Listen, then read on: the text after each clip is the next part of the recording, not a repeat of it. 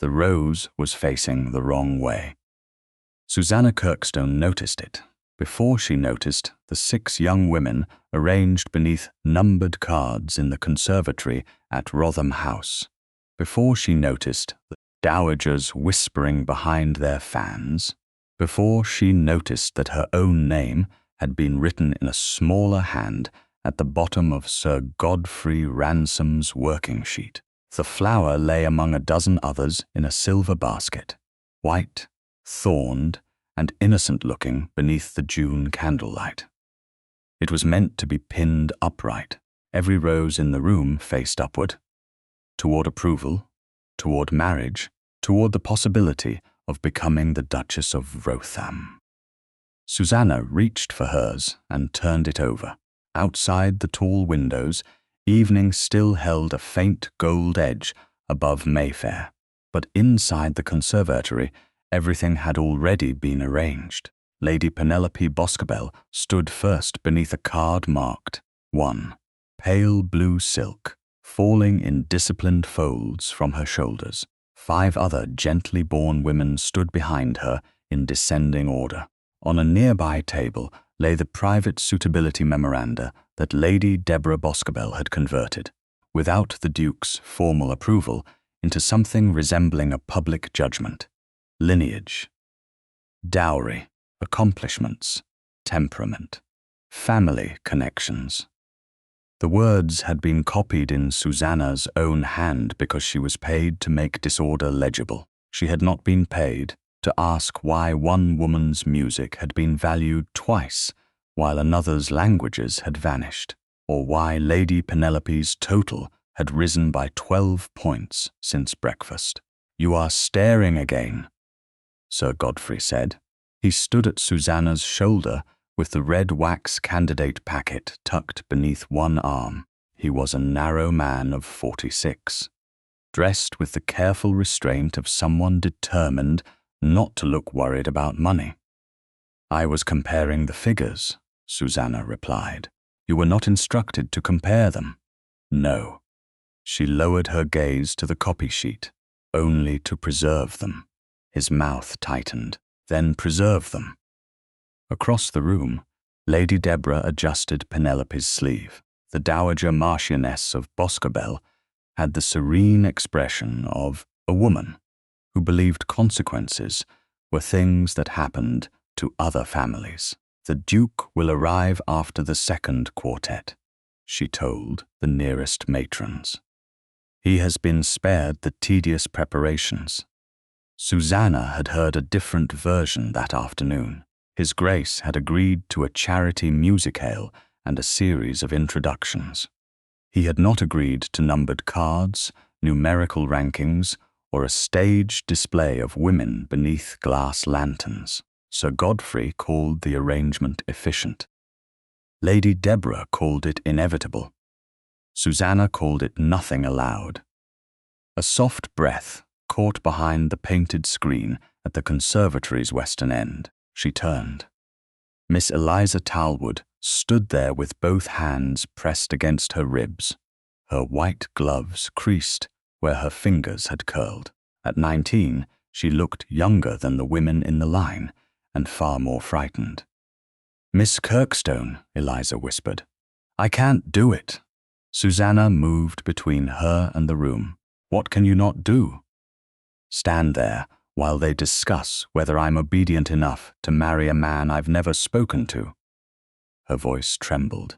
"Mama says if I leave, my sisters will lose their invitations. She says one selfish act can ruin all 3 of us." Susannah glanced toward the numbered line. Eliza's card, marked 6, stood empty near the end. "Have you told anyone you wish to go?" "I told Mama," Eliza swallowed. She said, wishing had nothing to do with it. The quartet in the drawing room began another movement, violins threading through the open doors. Susannah could hear Lady Deborah asking where Miss Talwood had gone. There was no time for speeches about courage. Courage was often a luxury granted by someone else's income. "Come with me," Susannah said. She led Eliza through a narrow service door, past shelves of folded linen and a footman carrying wine-glasses. At the end of the passage, Mrs. Copley sat in a small morning room, reviewing subscription pledges for the charity. The respectable widow had once been Susannah's governess, and still possessed the useful ability to look calm while defying rank. "Mrs. Copley," Susannah said, "Miss Tallwood requires a carriage and a chaperone." Mrs. Copley took one look at Eliza's face. "Then she shall have both." "Mamma will stop me." "Not if you leave through the side entrance," Susannah said. "My maid will remain with you until your carriage comes." Eliza caught Susannah's wrist. "They'll ask who helped me." "You need not answer. And you? I will answer what belongs to me." Mrs. Copley rose and placed a shawl around Eliza's shoulders. "Come, child. You're not the first young woman to discover that a family can mistake fear for duty." Susannah watched them disappear into the passage, then returned to the conservatory. Lady Deborah was waiting. "Where is Miss Tallwood?" She was unwell. She was ranked 6th. She did not wish to remain. Deborah's eyes sharpened. "Wishes are not the organizing principle of society, Miss Kirkstone." "No," Susannah said. "That appears to be the difficulty." Sir Godfrey stepped between them before the exchange could grow louder. "The position must be filled. His Grace will be here at any moment." Deborah's gaze moved over Susannah's plain grey gown. It had been altered twice, the cuffs neatly mended, the neckline modest enough for a paid companion. Something satisfied and cruel entered the Marchioness's expression. "Then Miss Kirkstone may stand there." Susannah thought she had misunderstood.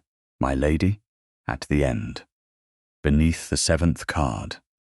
Deborah's smile widened as several nearby women turned to listen. "No one will mistake you for a candidate. Your presence will merely make Lady Penelope's advantages more evident." A few guests lowered their eyes. None objected. Penelope looked at Susannah, then at her mother. Her lips parted, but no words came. Susannah felt the shape of her own circumstances with sudden precision. Her wages were paid through Deborah's household account. Her lodging belonged to Deborah's relations. Her next reference could be withheld with one sentence. By autumn, she had enough savings for perhaps 6 weeks in a modest room, less if no new employment appeared. Refusing publicly would be remembered as insolence. Obeying would be remembered by no one but herself. "Stand there," Deborah repeated. Sir Godfrey placed the white rose into Susannah's hand. "Pin it properly." Susannah crossed to the 7th position.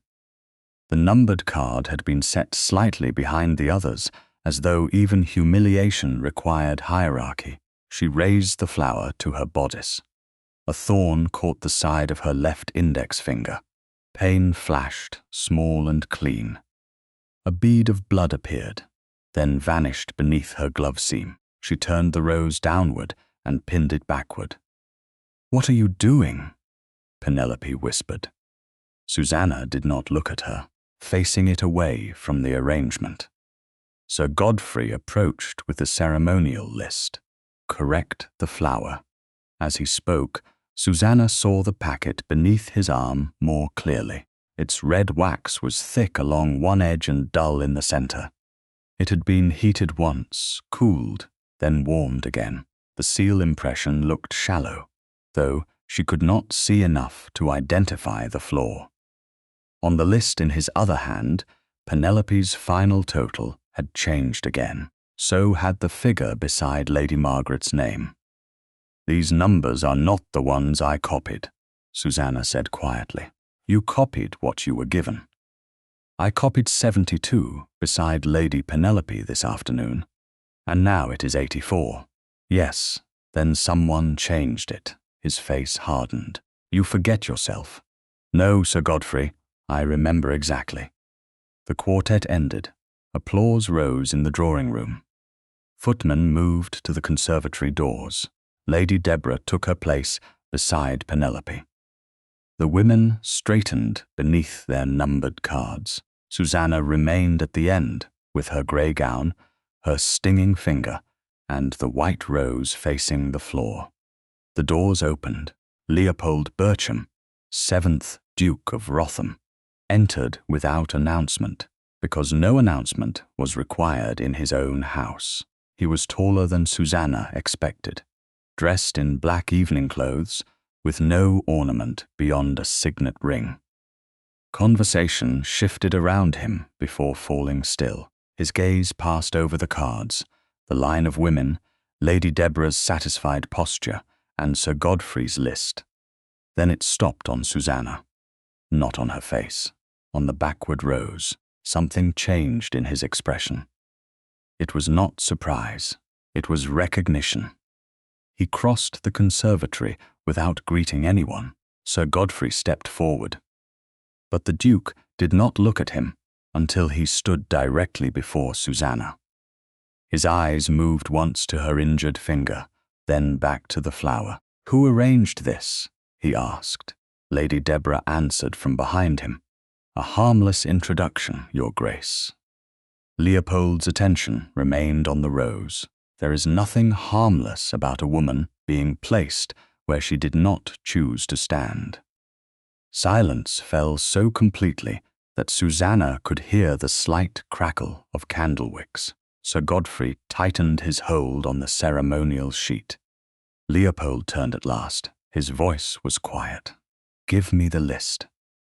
Sir Godfrey did not surrender the list. His fingers tightened around the paper, while the red wax packet remained trapped beneath his other arm.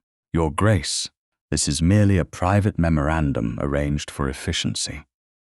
Leopold held out his hand. "Then you will have no objection to giving it to me." Lady Deborah stepped forward before Godfrey could answer. "The women have been introduced under the most respectable conditions. No one has been harmed." Leopold looked toward the numbered cards. "Who consented to be ranked?" No one spoke. Susannah felt every gaze shift along the line, each woman silently measuring the cost of honesty. Lady Margaret stared at the floor. Another candidate glanced toward her mother and immediately lowered her eyes. Penelope stood very straight beneath the card marked 1. But the stillness in her face had become effort rather than composure. Deborah's fan snapped closed. Their families consented. "I did not ask their families." Leopold turned to the first candidate beyond Penelope. "Miss Harcourt, were you told that your name would be given a numerical position before the company?" The young woman's lips parted. Her mother whispered something sharp behind her. "No, Your Grace."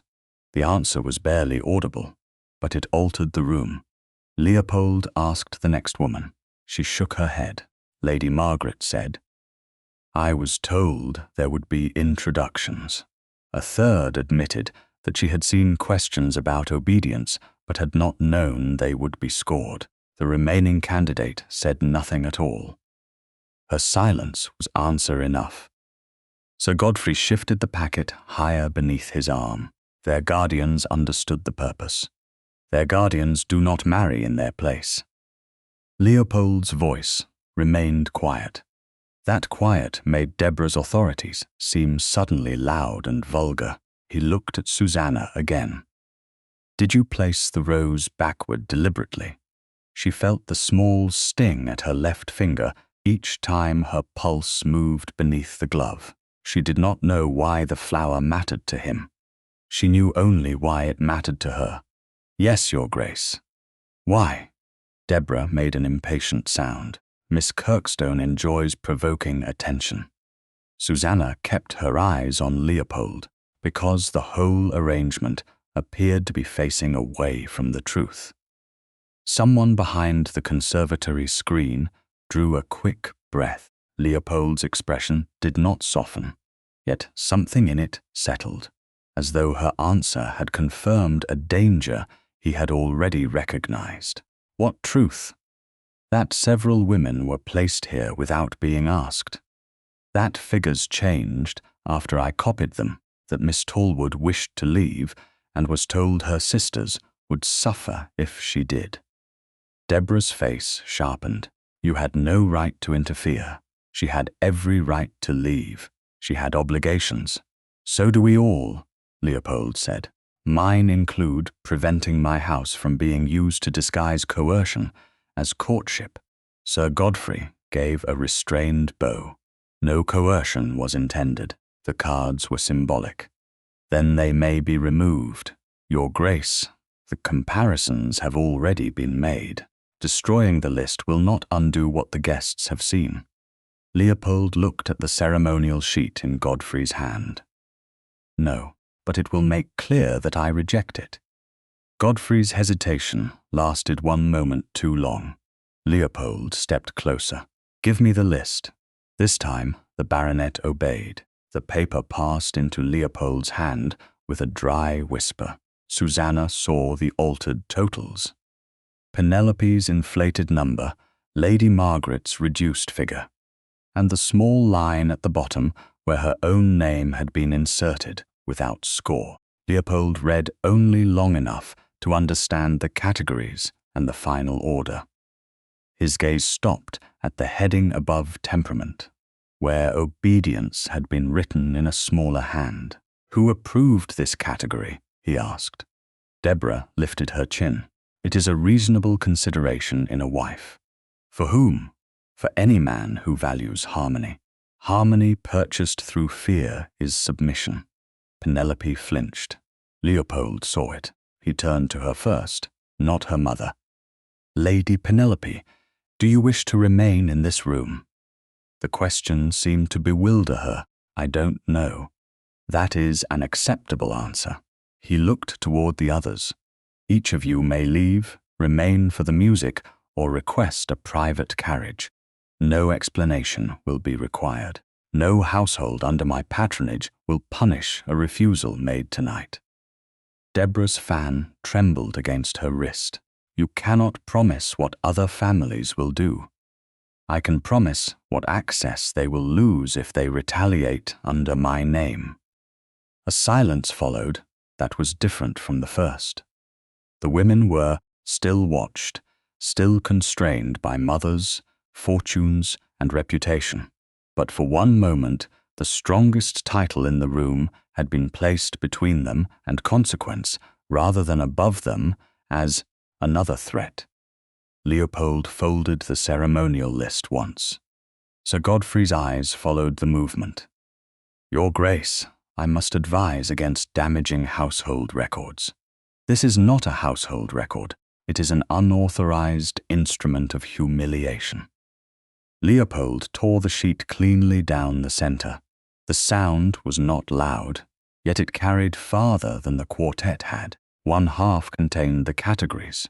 The other contained the rankings. For an instant, no one moved. Then Leopold tore nothing else. He did not shred the proof into useless scraps or cast it into the fire.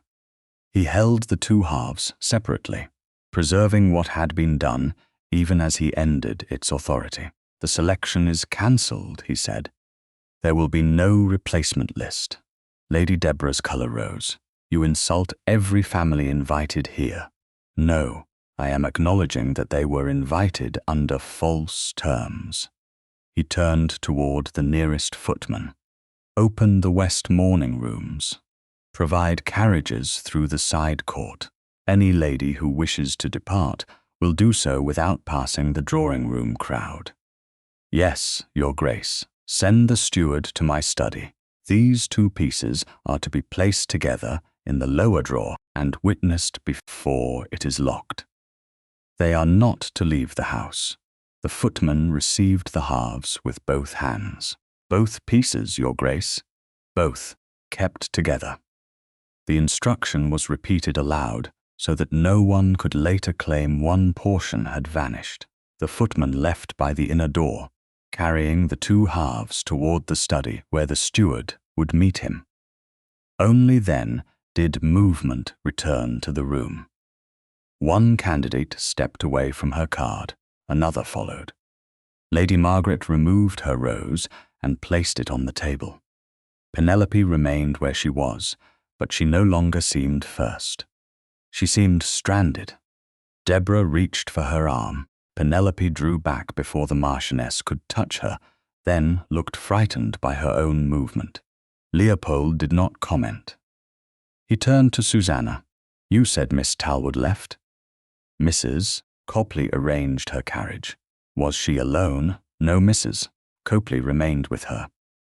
Good. The single word held no praise, yet Susannah felt seen in a way that unsettled her more than flattery would have. He had noticed not only the protest, but the precaution. Deborah noticed it too. Miss Kirkstone exceeded every proper boundary of her position. "What is her position?" Leopold asked. "She is my dependent relation and paid companion. Neither condition removes her judgment. It removes her authority, not over her own conscience." Susannah's rose loosened as she breathed. The pin slipped from the fabric, and the flower fell between them. Leopold looked down. The white petals had already bruised where the rose struck the tiled floor. He bent halfway, then stopped before touching it. His eyes lifted to Susannah's. "May I?" The question startled her. No one had asked permission before placing the flower on her, ordering her into line, or discussing what her refusal might cost. "Yes, Your Grace." He picked it up by the stem, careful of the thorns, and straightened. He did not turn it upright. He held it exactly as it had fallen, the bloom facing downward. "I will keep it until we understand what happened here." Susannah wondered whether he meant the altered figures, the missing consent, or something hidden inside his recognition of the flower. Before she could decide, Sir Godfrey shifted the red wax packet beneath his arm and spoke into the silence. "Your Grace should understand that the scoring sheets did not alter themselves." Leopold faced him. No one suggested they did. Every revised total appears in Miss Kirkstone's hand. Susannah felt the room close around her again. Deborah's expression changed from outrage to satisfaction. Godfrey continued, his tone smooth now that accusation had given him firmer ground. She copied the cards, handled the working papers, removed Miss Talwood, placed herself in the line, and chose a theatrical signal certain to attract your notice. Leopold glanced at the backward rose in his hand, then at Susannah's injured finger. Did she calculate the figures? She had access. "That is not what I asked." Godfrey's jaw tightened. "The figures are in her hand.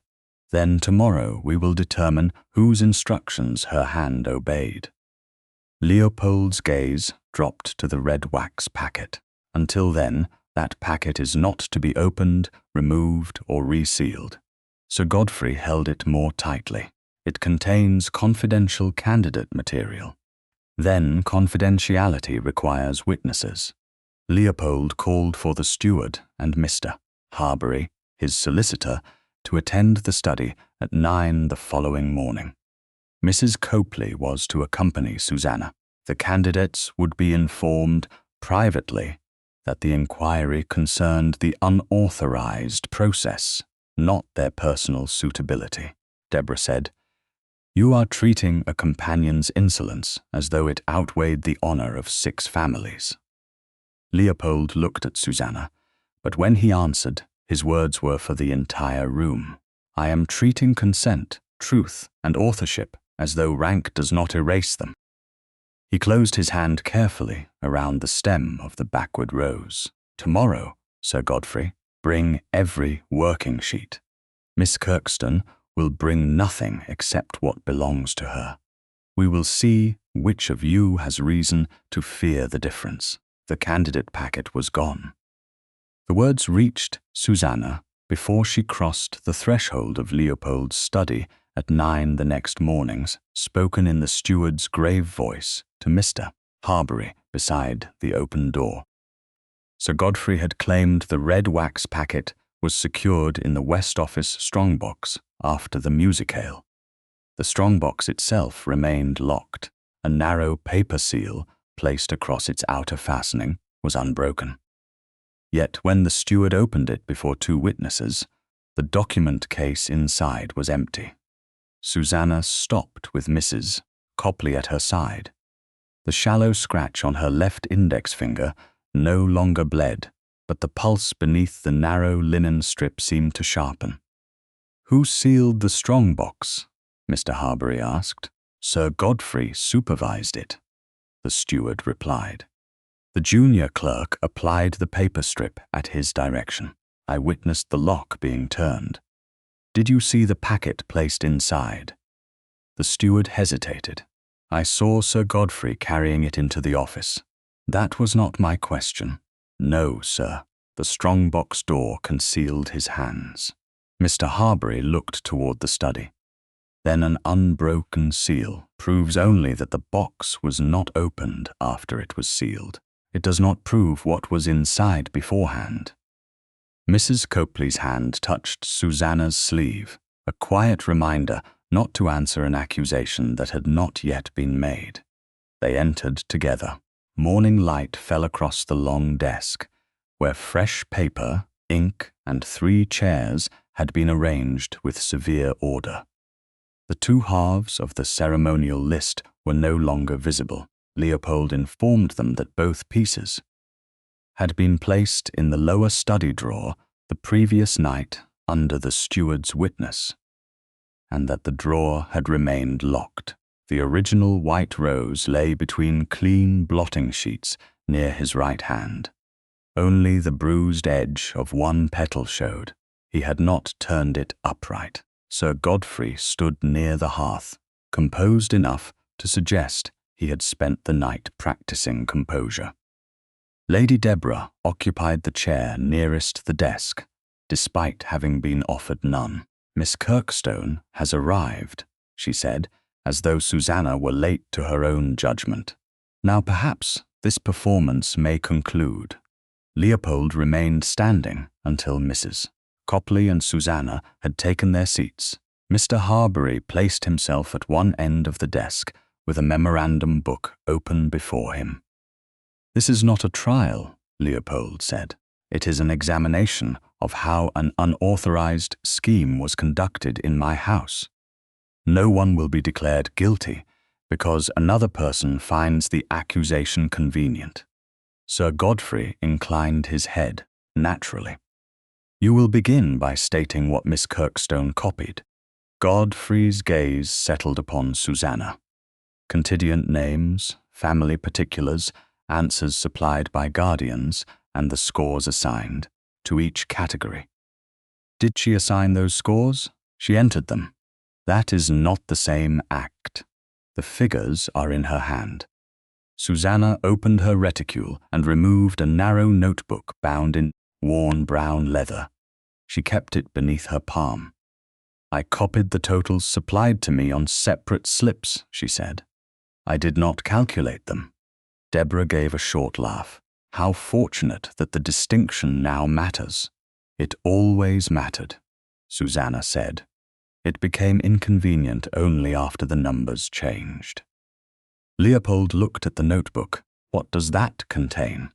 "My own dated record of the pages I completed, folio numbers, hours, corrections requested, and the initials of the person who returned each sheet to me." "Confidential answers?" "No. I do not copy private content into my own property." Mr. Harbury leaned forward. "May I examine the relevant entries?" Susannah did not release the notebook.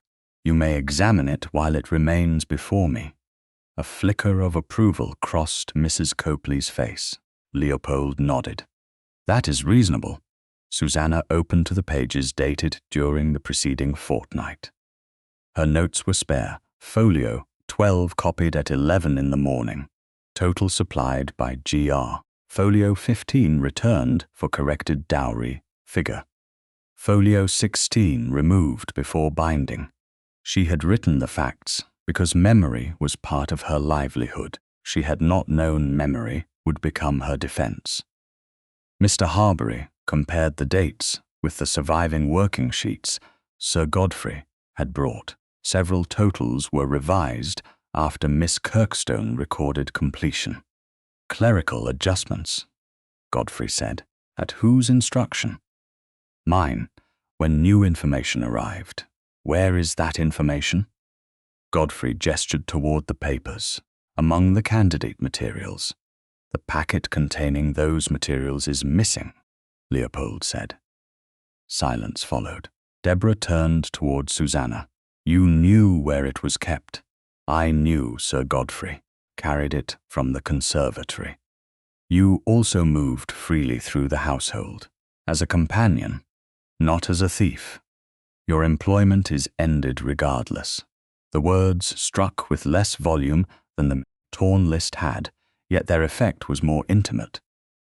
Deborah sat straighter. Your wages ceased last night. You will vacate your room by noon and receive no reference from my household. Susannah had expected retaliation. Expectation did not reduce its weight. She saw, with painful exactness, the coins in the small box beneath her stockings.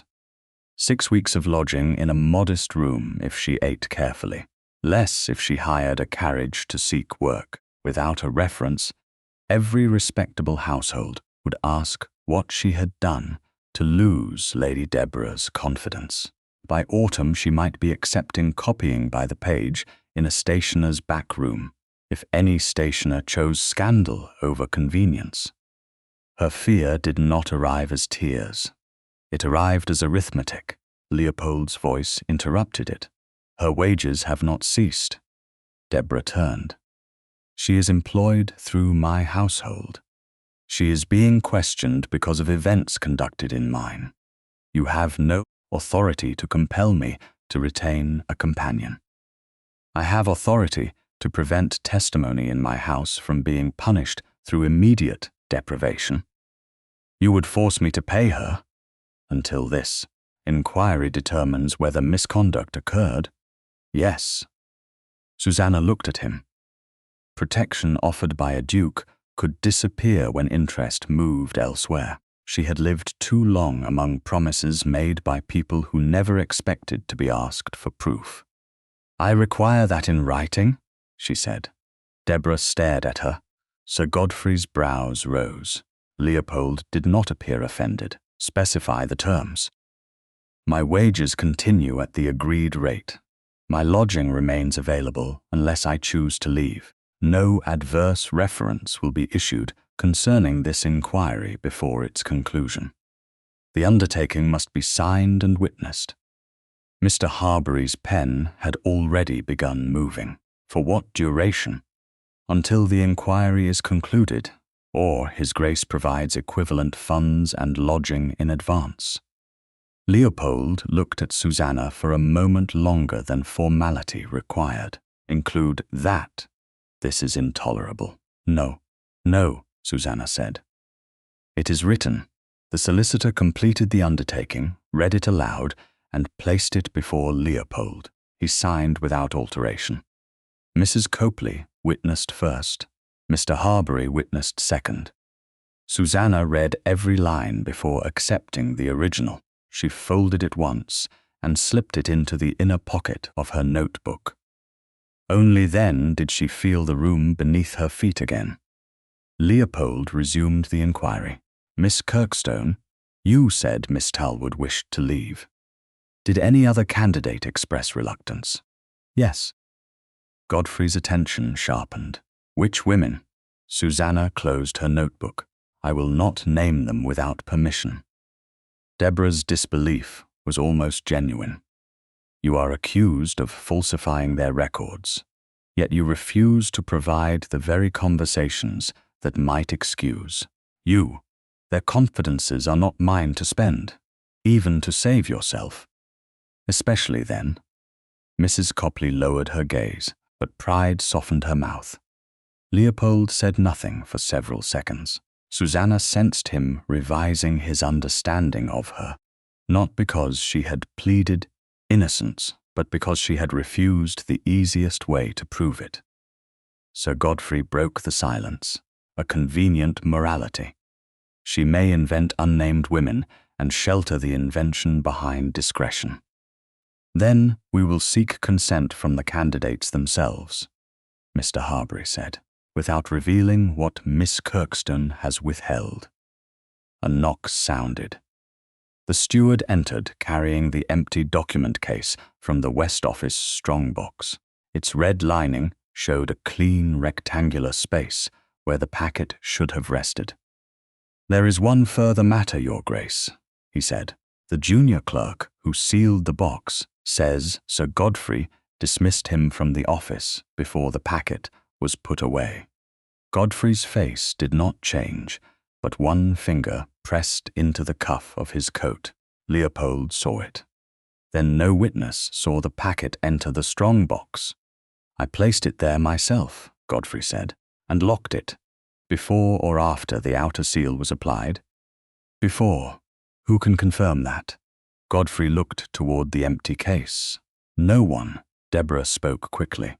"This proves nothing against Sir Godfrey. Miss Kirkstone could have taken the packet earlier." Leopold turned to Susannah. "Did you touch it?" "No." "Did you know what it contained?" "Only what Sir Godfrey said. Candidate materials." "Did you know the location of the strong box?" "Not until last night, when he named the West Office." Leopold looked back at Godfrey. "And who else knew?" For the first time that morning, Sir Godfrey did not have an answer ready. Mr. Harbury closed his memorandum book around the page he had written. "Then the missing packet does not narrow suspicion to Miss Kirkstone," he said. "It widens it to everyone who knew where it was supposed to be." Leopold's gaze remained on Godfrey. "Tomorrow we examine the surviving papers one by one. Until then, no document leaves Wrotham House, no servant is dismissed, and no room connected with this inquiry is altered." Deborah moved toward the door. "You protect her because of a flower?" Leopold glanced at the bruised white petal between the blotting sheets. "No, I protect the integrity of the inquiry because someone believes rank will make a lie easier to preserve." He looked at Susannah's notebook, then at the empty red-lined case. "We shall see whether they were right." The withdrawal letter appeared to be in Susannah's hand. It lay alone upon the long table in Leopold's study the following morning. Its ink browned at the edges, its folds too neat for a document supposedly carried in haste. Anne Fortescue's name was written across the bottom. The body of the letter declared that she had reconsidered her interest in an introduction to the Duke of Wrotham, because her nerves were unequal to marriage, public life, and the management of a great household. Susannah read it once, then again. She did not need a third reading. "I did not write this," she said. Sir Godfrey stood near the window with Lady Deborah beside him. "No one claims you wrote it for yourself. The letter is meant to appear as though Miss Fortescue wrote it, and copied in your hand for the file. I was never asked to copy a withdrawal from Miss Fortescue." Godfrey's expression remained smooth. "You copied dozens of pages. It is understandable that one has escaped your memory." "No." Susannah placed one finger beside the opening capital. The narrow linen strip still covered the fading thorn scratch on her left index finger. "This form of the letter F is mine, but not as I write it now." Leopold stood opposite her, his attention fixed upon the page rather than the accusation. The two halves of the ceremonial list remained locked in the lower drawer of his desk. The original rose lay between clean blotting sheets near the inkstand, one bruised petal visible. Mr. Harbury sat with his memorandum book open. Mrs. Copley occupied the chair nearest Susannah. "Explain," Leopold said. Susannah drew her own notebook from her reticule and opened it without surrendering possession. Last winter, I changed the way I form a capital F because the upper loop caught too easily when I wrote quickly. The letter before us uses the older form." Lady Deborah gave an impatient sigh. "A loop in a letter proves nothing. By itself, no." Susannah turned to a dated entry from January. The capital F in the word folio had the same ornate upper loop as the forged withdrawal. On the next page, written in March, the newer form was narrower and without the returning stroke. The hand in this letter was copied from material at least several months old. "Mr." Harbury leaned closer. "Are there other distinctions?" "The capital T, the lower curve of the S, the way the final T is crossed after the word is complete." She pointed to each without touching the letter. "All habits I used in practice sheets before Christmas." Godfrey folded his arms. "Or habits you revived when you wished to disguise the date." "Why would I disguise a letter as my own older hand if I intended it to pass as Miss Fortescue's?" The question unsettled the room more than accusation would have done. Leopold's gaze moved to Godfrey. Who possessed Miss Kirkstone's discarded practice sheets? The clerks retained samples for consistency. "Which clerks?" "My office." "Under whose direction?" Godfrey's jaw tightened. "Mine." Susannah looked again at the letter. Several phrases felt wrong in another way. Not merely unlike Anne, whom she had met only twice, but too familiar from other documents. "This sentence appears elsewhere," she said. "Which sentence?" Mr. Harbury asked. "I am unsuited to the obligations of elevated domestic life." The same wording appeared in a summary attached to Lady Margaret's file. "Perhaps the sentiment was common," Deborah said.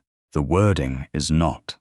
Susannah turned another surviving page toward the light, and this phrase, "a natural preference for quiet retirement," was used in Miss Harcourt's temperament summary. Leopold's expression cooled. Different women, identical language. "Language can be standardized," Godfrey said, "for administrative clarity."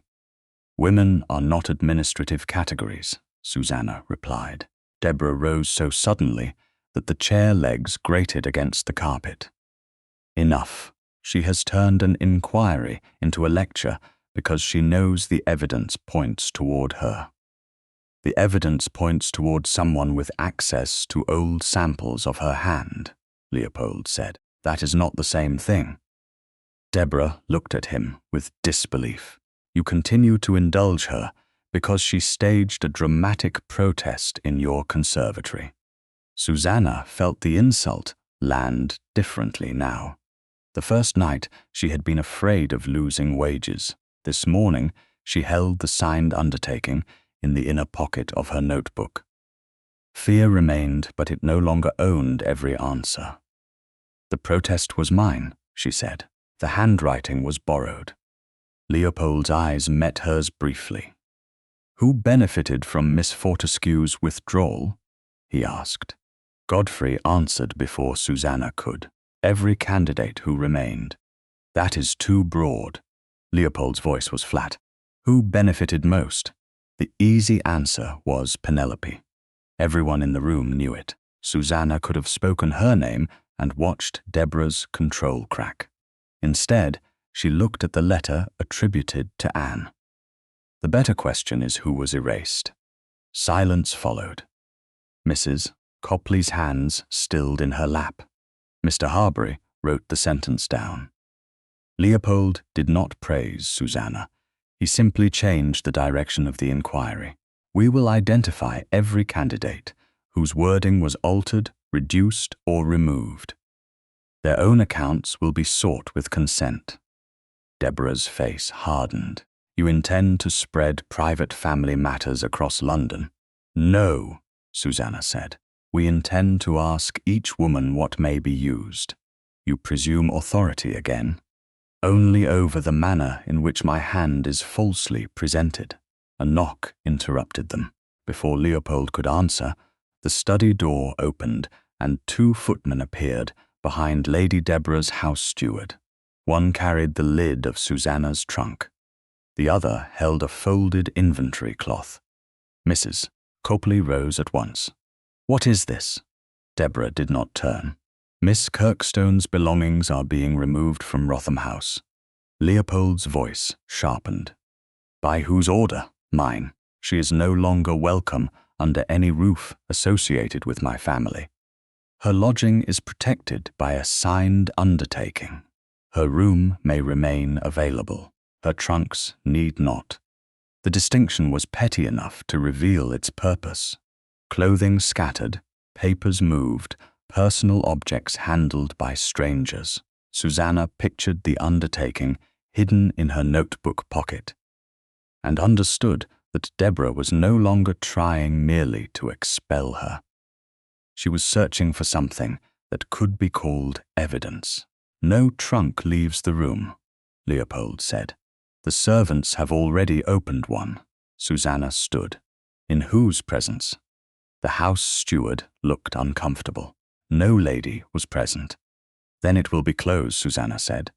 "Every item will be returned. Any further inspection will occur before Mrs. Copley, Mrs. Vale, and myself." Deborah laughed.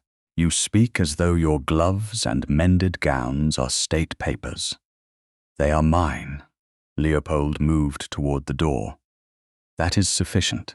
He ordered the footman to return the trunk and summoned Mrs. Vale, the Wrotham housekeeper.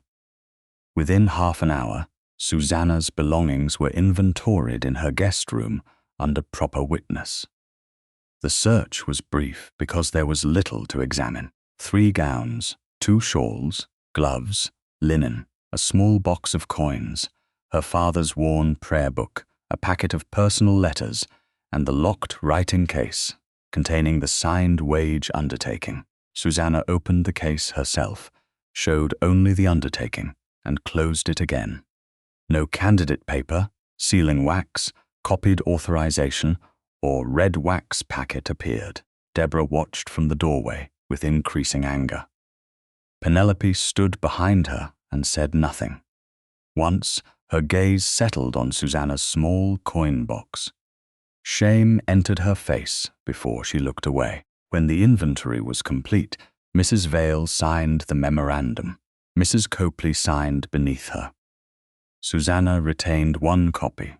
Mr. Harbury retained another. Leopold refused to let Deborah's servants touch the trunks again.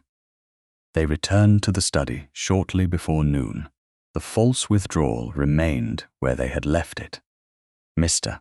Harbury had placed it inside a plain paper cover marked with the time and names of those present. "We have established 3 things," he said. "The withdrawal uses an older form of Miss Kirkstone's hand.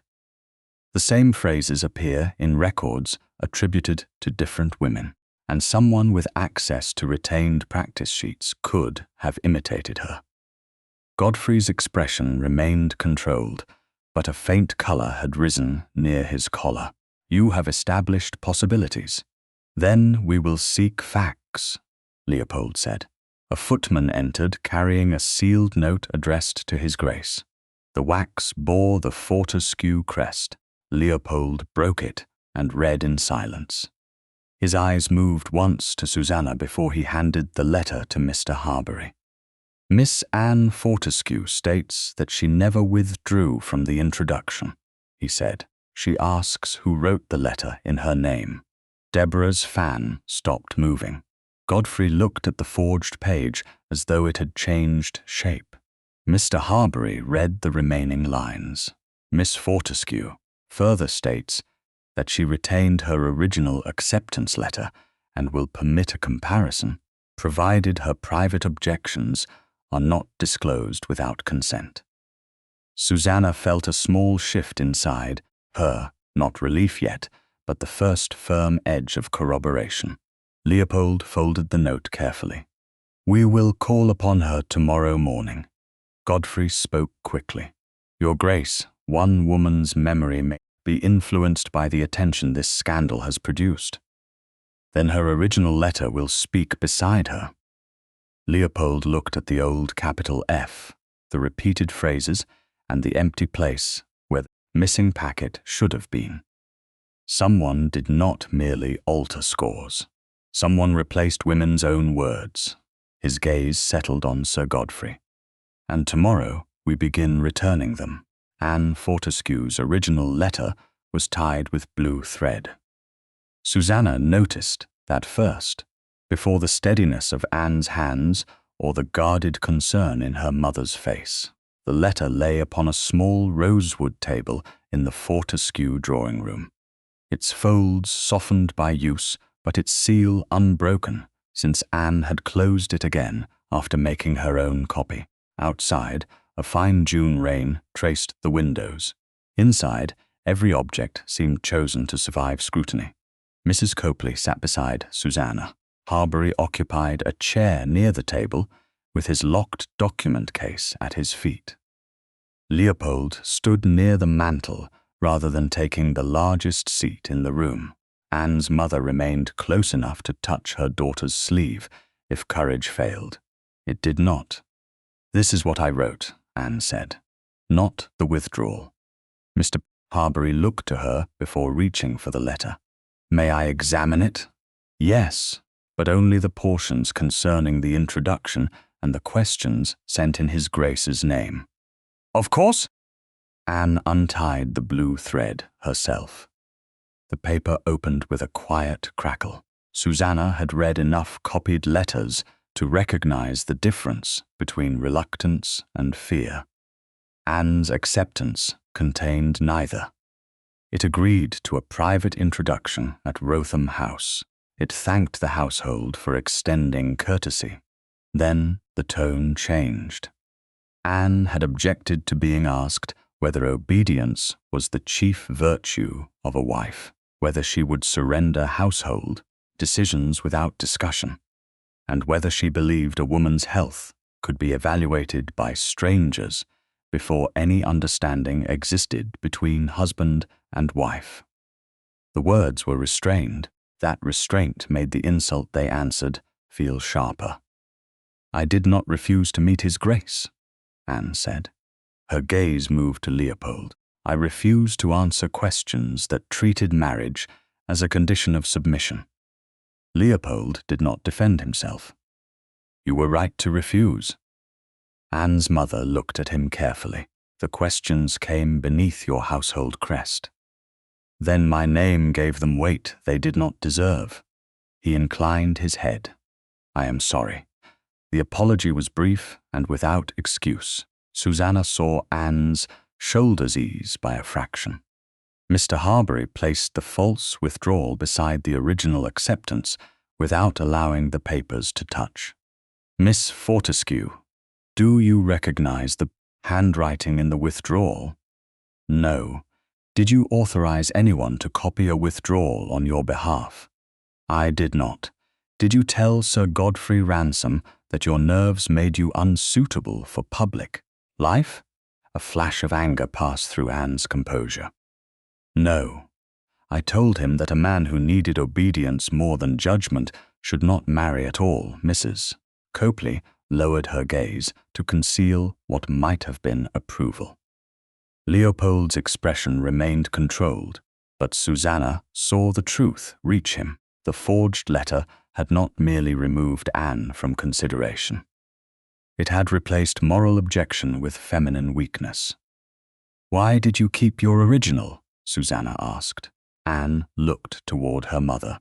"Mama told me never to surrender the only copy of my own words when powerful people had reason to prefer another version." Her mother answered the gratitude in Anne's glance with a small nod. "A young woman is often told that retaining papers looks distrustful," she said. "I have found that those most offended by distrust are sometimes the people who benefit from forgetfulness." Mr. Harbury requested temporary possession of the original acceptance for comparison. Anne read the written receipt before signing it. Her mother witnessed the transfer. Mrs. Copley witnessed it as well. Only after every line was complete did Anne place the letter into Mr. Harbury's hands, returned the blue thread to her rather than treating it as part of the evidence. The gesture mattered. "I will testify," Anne said, "but the passage concerning my health is not to be repeated before people who have no right to hear it." "It won't be," Susannah said. Leopold looked toward her. "You may determine which portions are necessary when the inquiry is arranged." Anne studied Susannah with quiet surprise. "You believe there will be an inquiry?" "There must be," Susannah said. "Otherwise the false letter remains the version society remembers." When the call ended, rain still silvered the street. Mr. Harbury carried the original acceptance inside his locked document case, the receipt folded separately in his memorandum book. Leopold's carriage waited at the curb. Another carriage stood farther along the row, its crest partly hidden beneath rain-darkened leather. Susannah recognized the Boscobel device. Penelope sat inside, with the window lowered an inch. She held a narrow folded paper between gloved fingers, cream-colored. A faint red line marked one corner where sealing wax had rubbed against the fold. Penelope saw Susannah looking. The paper vanished beneath her right glove. A moment later, the carriage door opened, and Penelope stepped down without waiting for a footman. Her bonnet shadowed her face. "Did Anne give you something?" she asked. Mrs. Copley moved closer to Susannah. Mr. Harbury remained beside the locked case. "Something that belonged to her," Susannah replied. Penelope's gaze dropped to the case. "A letter," her own words. "My mother says this is becoming dangerous." "For whom?" Penelope looked toward the Fortescue windows. "You don't understand what families can lose." Susannah thought of 6 weeks' rent in a coin box, of Anne preserving one original because her mother distrusted power, and of Eliza leaving by a service corridor because her sister's invitations had been held against her. "I understand more than you imagine." Penelope pressed one hand over the hidden document beneath her glove. "Sir Godfrey says you altered the records. Do you believe him?" The question reached her too directly. Penelope's eyes lifted, frightened and defensive. "I believe none of this would have happened if you had pinned the flower properly." "Then you believe the flower caused the fraud?" Penelope flinched.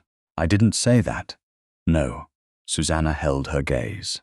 "You said what was easier." A footman approached with an umbrella. Penelope stepped back. For one instant, Susannah thought she might remove the folded paper and hand it over. Instead, she tightened her glove, trapping it more securely against her palm. "You should stop," Penelope whispered. "Before my mother decides, you've left her no choice." "Your mother has made several choices already." Penelope returned to the Boscobel carriage without answering. The faint red mark on the hidden paper remained in Susannah's mind as Leopold's carriage carried them back toward Mayfair. She did not know whether the document was an instruction, a promise, or a confession. She knew only that Penelope feared its contents more than she feared being seen with it. Wrotham House had acquired a crowd by the time they arrived. Several callers stood beneath the portico despite the rain, drawn by the rumour that the Duke had torn a bridal ranking before half of London society. A younger son of an earl stood nearest the door, smiling with the careless confidence of a man whose livelihood did not depend upon anyone's recommendation. "Miss Kirkstone," he called, "is it true you've become His Grace's examiner of eligible ladies?" Susannah stopped beneath the portico. Leopold stood one step behind her. He did not answer. The choice was deliberate. "No," she said. "I'm examining records attributed to them. A hired pen judging noblewomen. How modern." A lady beside him laughed behind her hand. One must be careful with companions. They hear everything. And remember what they're paid to forget, the gentleman added.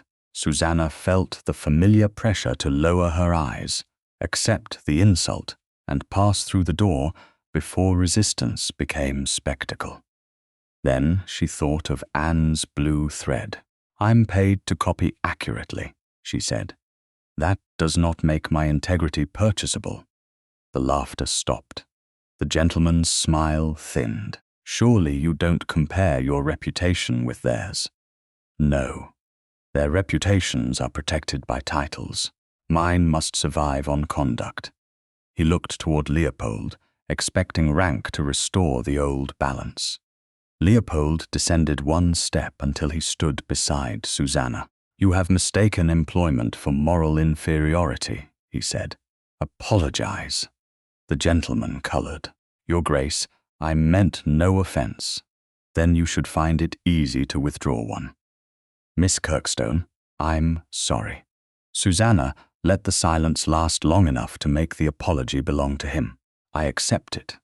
Leopold did not offer his arm or usher her ahead as though she were fragile. He entered beside her at the same pace. Inside the hall, Mr. Harbury removed his hat and rested one hand upon the locked document case.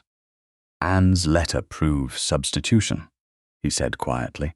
"It does not yet prove who ordered the paper."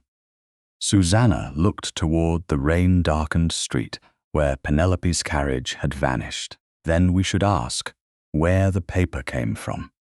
Leopold's gaze settled upon her, and who ordered enough of it to replace more than one woman's words.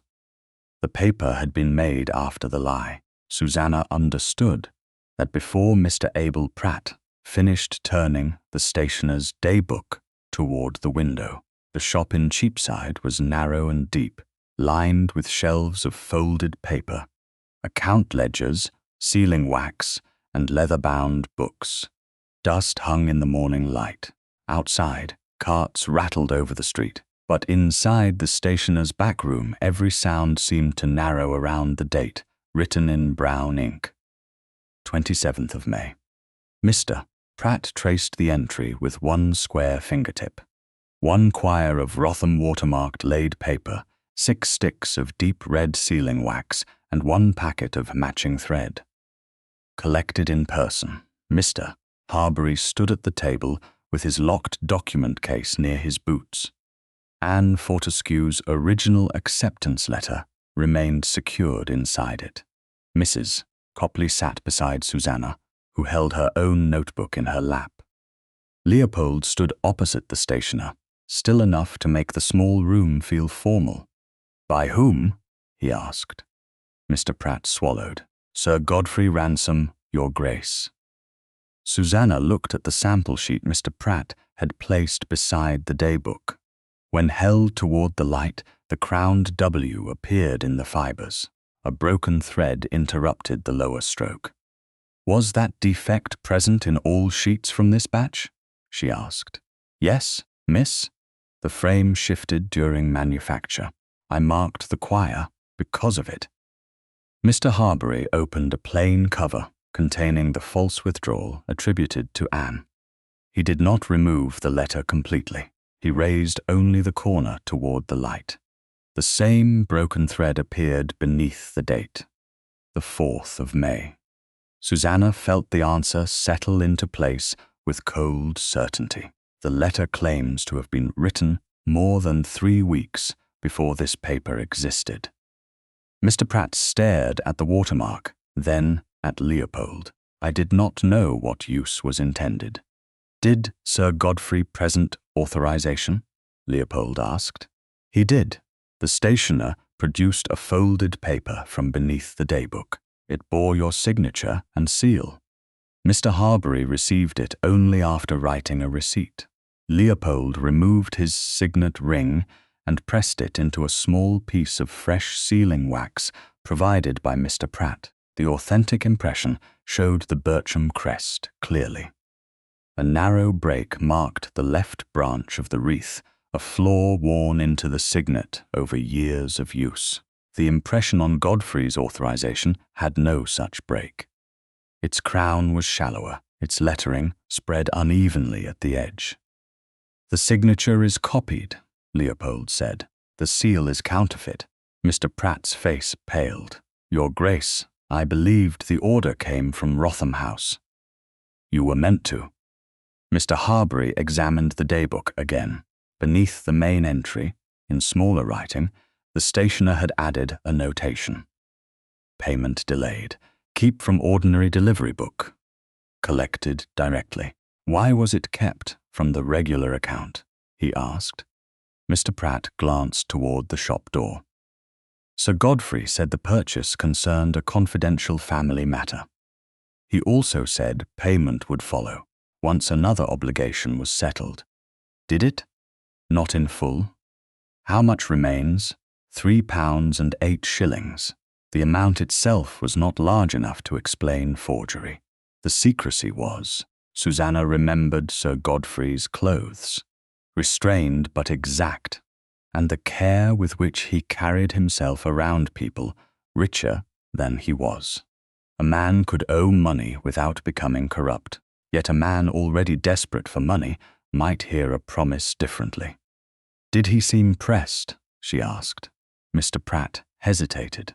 He asked twice whether I knew lenders who accepted land security before Michaelmas.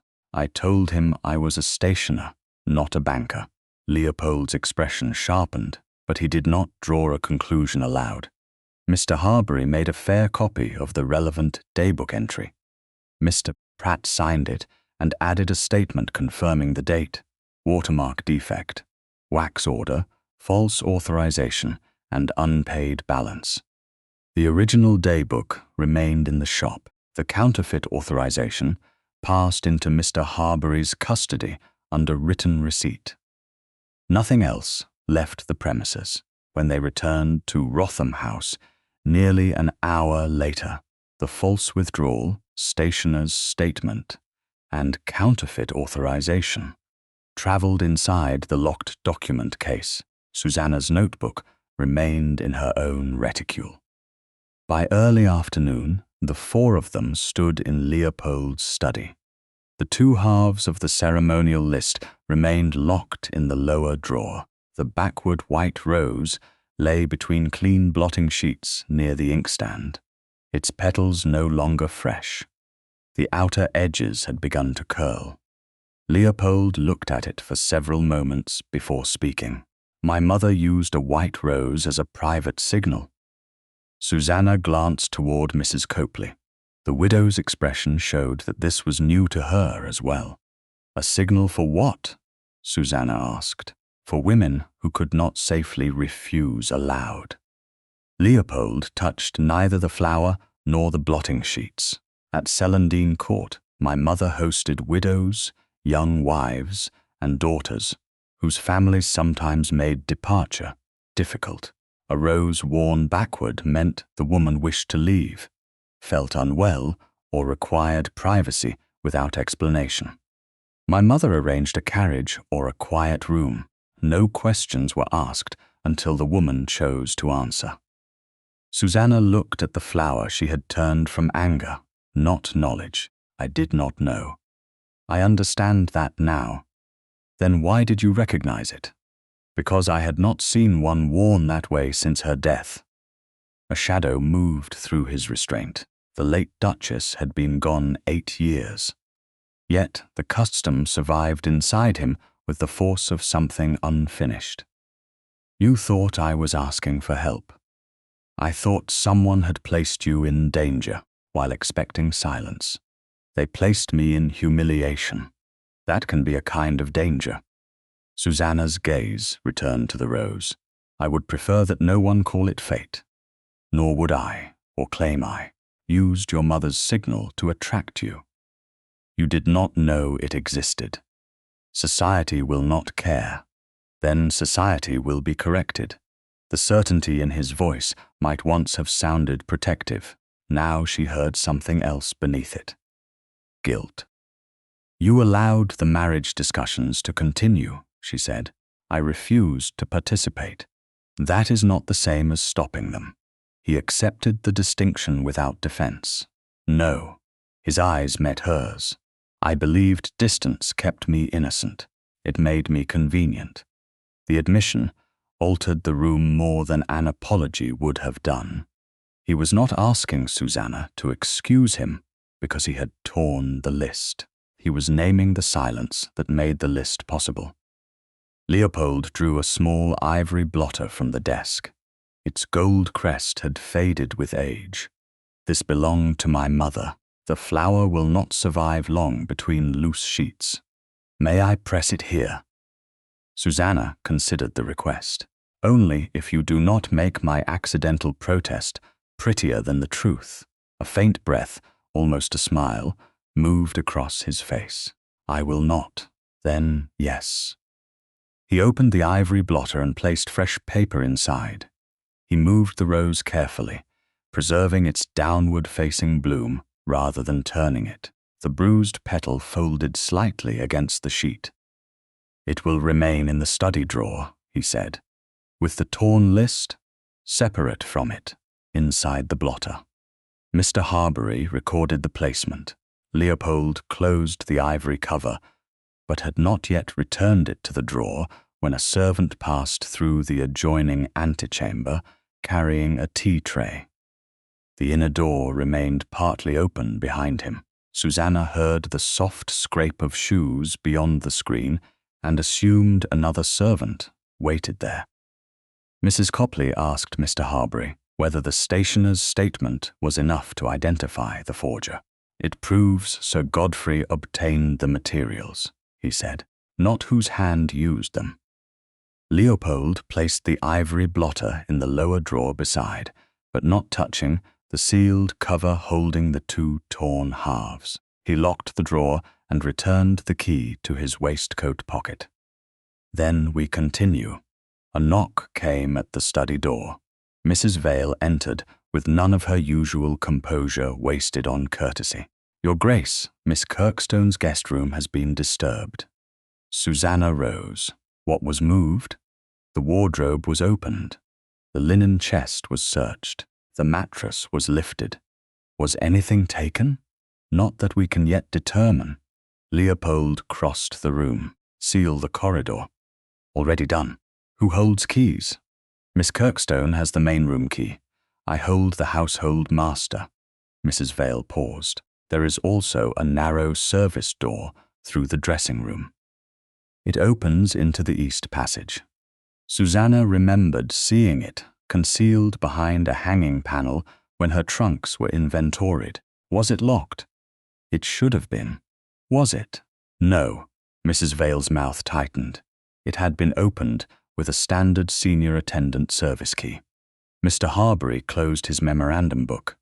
Who possesses such a key? Myself, the senior housemaids assigned to this floor, and Lady Deborah's senior lady's maid, while Lady Penelope's gowns are being moved between rooms. Leopold's expression hardened.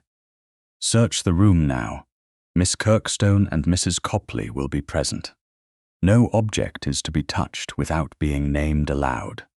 The first search took less than half an hour. Every drawer, linen fold, garment, letter, and mattress seam was examined before witnesses. Susannah's signed wage undertaking remained inside her locked writing case. Her coin box was untouched. No candidate paper, red wax, copied seal, or missing packet appeared. Mrs. Vale recorded the result plainly. First search completed. Nothing connected with the inquiry found. The main door was locked again. The service door was secured. A maid was posted in the passage. As Susannah signed beneath the housekeeper's entry, she remembered the faint movement beyond the antechamber screen, while Leopold spoke of the rose. Someone could have waited there without entering the study. Someone had entered her room without using her key. The two acts might be unrelated, yet the timing felt too precise. Whoever had searched her belongings had not been looking for money. They had been measuring access, and for the first time, Susannah wondered whether the missing packet was not merely hidden, but waiting to be found. By the following evening, Wrotham House had acquired the strained order of a place, pretending nothing had changed.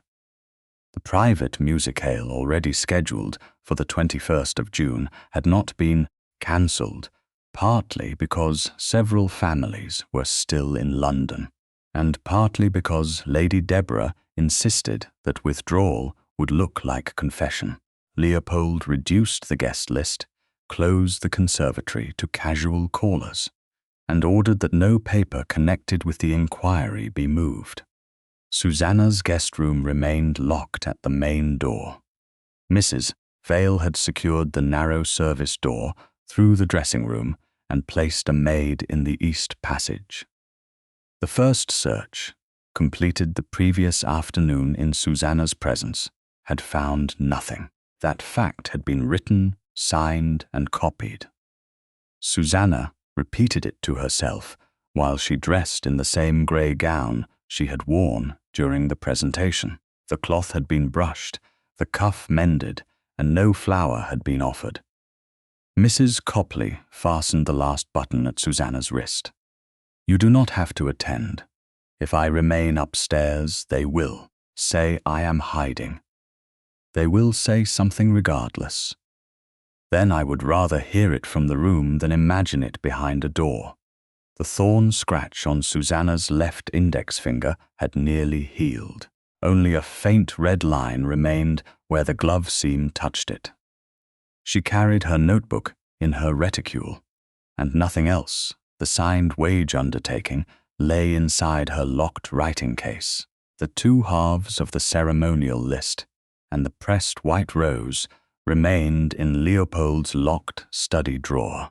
Anne Fortescue's original acceptance letter, the counterfeit authorization, and the stationer's statement remained inside Mr. Harbury's locked document case. Nothing important belonged in Susannah's room except her own possessions. That was what made the message from Mrs. Vale so terrible. It reached the blue drawing room minutes before the first guests entered. The housekeeper spoke quietly to Leopold, then crossed to Susannah. The corridor watch was drawn away. "For how long?" Susannah asked. 15 minutes, perhaps less. A footman carried a message that the kitchen passage had flooded and required every available maid. The message was false. Mrs. Vale's expression hardened. When the girl returned, the service door to your dressing room was locked as before. I ordered a second search. Susannah felt the room narrow. "Did you find something, Mrs.?" Vale did not answer immediately. "Yes." Mrs. Copley rose. Leopold came toward them, his face already stripped of social courtesy. "No one touches it until Mr. Harbury arrives," he said. "He is in the study. Bring him." And the two witnesses from yesterday's search. They went upstairs before the musicale began. Mrs. Vale unlocked the main door with Susannah watching, though Susannah still held her own key. The room looked undisturbed. The bed was made. The wardrobe doors were closed. The linen chest stood beneath the window. Mr. Harbury entered with his memorandum book, followed by the elderly countess, who had witnessed the first search, and the steward. Mrs. Vale lifted the upper stack of folded linen without placing her fingers beneath it. A red wax packet lay under the lowest sheet. Susannah knew it at once. The wax was thick and dull. The same packet Sir Godfrey had carried beneath his arm during the presentation. No one spoke for several seconds. "It was not there yesterday," Mrs. Vale said. "I examined this compartment myself." "And the watch was absent for 15 minutes today," Mr. Harbury said. "At whose instruction?" "A false message sent in the name of the under-butler." "Who carried it?" "A junior footman. He received it from a maid he could not identify, beneath a cap and cloak." Leopold looked toward the narrow dressing-room door. Then the packet entered through the service passage after the first search. or Miss Kirkstone placed it here before the room was locked. Sir Godfrey said from the doorway. No one had invited him upstairs. Lady Deborah stood behind him. Penelope was farther back, pale beneath the candlelight. Mrs. Vale straightened. Miss Kirkstone remained with me throughout the first search and until the main door was locked. Godfrey's gaze moved to the packet. She retained the main key, which was unnecessary if the service door was used, Susannah said, and we already know it was opened yesterday with a senior attendant key. Deborah's attention sharpened for one brief instant. Susannah saw it. Mr. Harbury produced a plain paper cover without opening the packet or breaking its wax. He directed Mrs. Vale to lift the linen around it so the packet could slide untouched into the cover. The cover was sealed before the Countess and steward. Time, room, location, and names were written across the fold. Leopold signed first. Susannah signed after him. Sir Godfrey smiled without warmth. A great deal of ceremony for stolen papers. A great deal of caution for planted ones, Susannah replied. Downstairs, the musicale began late. The guests had already sensed scandal. They gathered in the long drawing room rather than the conservatory. Chairs arranged in loose rows while the musicians waited beside their stands. Mr. Harbury placed the sealed cover upon a central table. Sir Godfrey stood near it with the confidence of a man who believed the object had already accomplished its purpose. Your Grace, he said, addressing not Leopold alone, but every candidate and guardian present, the committee must clear itself. The missing packet was recovered from Miss Kirkstone's chamber. It contains an accusation explaining how she altered the rankings, used private information, and staged the backward rows to secure your attention. The words moved through the room faster than music. One mother drew her daughter's chair away from Susannah. A gentleman near the fireplace whispered, "Ambitious companion," just loudly enough to be heard. Penelope lowered her eyes. Mrs. Copley remained beside Susannah without shifting even an inch. Leopold stepped between Sir Godfrey and the sealed cover. The accusation will not be read aloud. Then you protect her from its contents. I protect every person named in it from public misuse before its origin is tested. The packet was in her room. After a documented first search found nothing. Godfrey's mouth tightened. A convenient record. Mrs. Vale spoke from the doorway, a signed one. Susannah approached the table. May I inspect the exterior?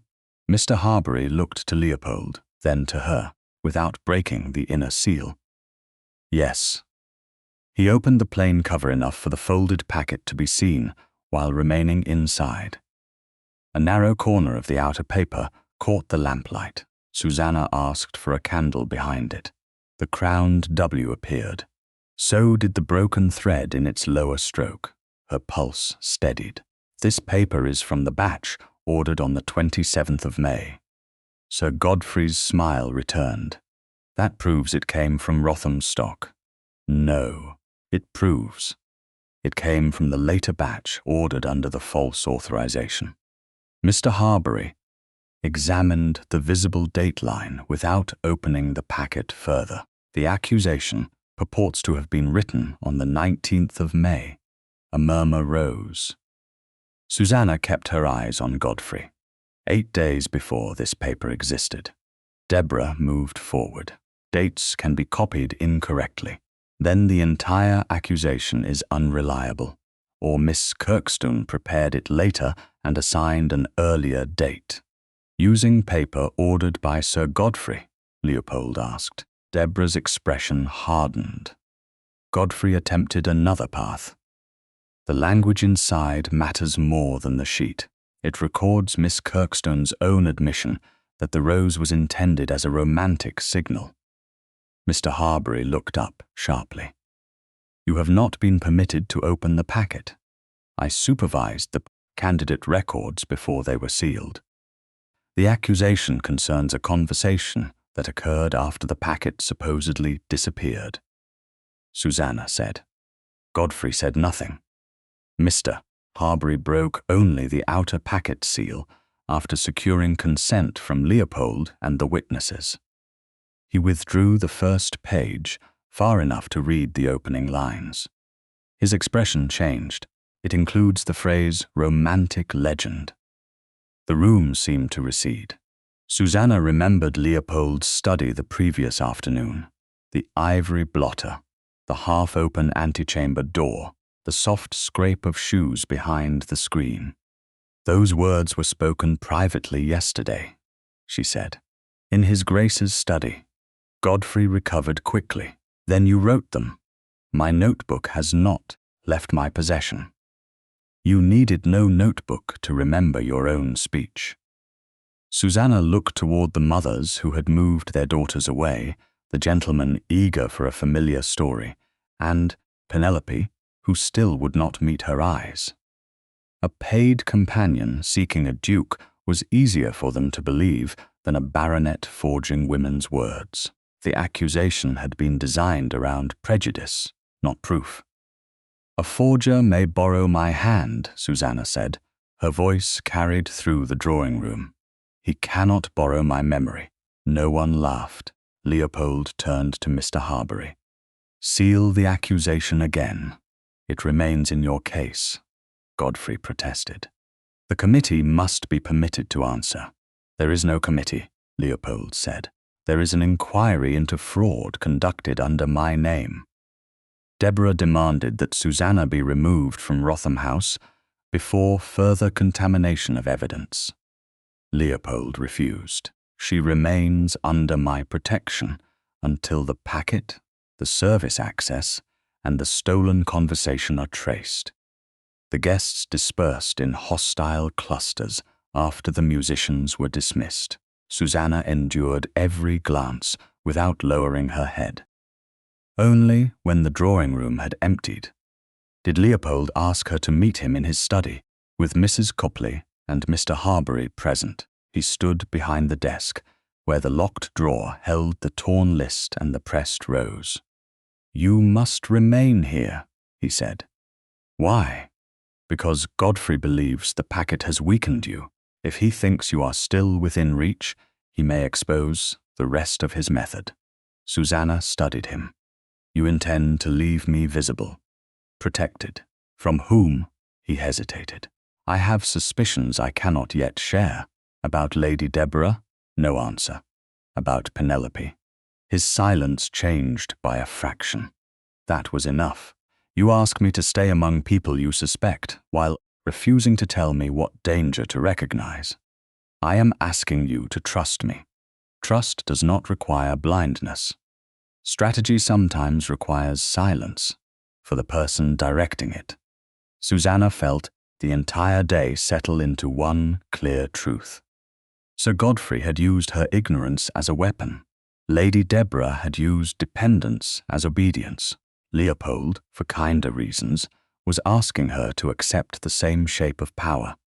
Protection without truth is merely a more elegant form of control, she said. The words struck him. She saw it. Susannah, he said, using her Christian name for the first time. Tenderness entered the room before either of them invited it. She held his gaze. Do not make tenderness an argument. He went still. I did not intend to. Then hear me clearly. She closed her hand around the reticule containing her notebook. I will not remain in this house as bait for a plan I am not permitted to understand. Leopold's answer did not come at once. The pause was short, but Susannah felt everything inside it. Rank, habit, concern. The instinct to contain danger by containing the person nearest to it. Mr. Harbury stood beside the desk with the resealed packet already locked inside his document case. Mrs. Copley remained near the study door, silent and attentive. The lower drawer held the two torn halves of the ceremonial list and the ivory blotter containing the pressed white rose. Nothing in the room had moved without record. Only Susannah herself remained at risk of being treated like an object whose location could be decided for her. "What will you do?" Leopold asked. "Leave Wrotham House. Tonight." "At first light. That is unwise." "It may be. Godfrey has already placed evidence in your room, which proves your house is not the safety you claim." His jaw tightened. "The service passage will be guarded." It was guarded before the packet appeared. For all but 15 minutes. 15 minutes were enough. He moved around the desk, but stopped several feet from her. "At Mrs. Copley's house, I cannot control access." The words landed more sharply than she intended, yet she did not withdraw them. Leopold glanced toward Mr. Harbury, then back at Susannah. "Allow me to send 2 men. No guards." "Why?" "Because armed-looking protection outside a respectable widow's house will tell London there is something dangerous inside it. Mrs. Copley should not pay the social cost of my accusation." Mrs. Copley gave a small nod. "She is right."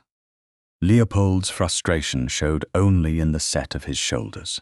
"Then my carriage." Susannah hesitated. "For what purpose?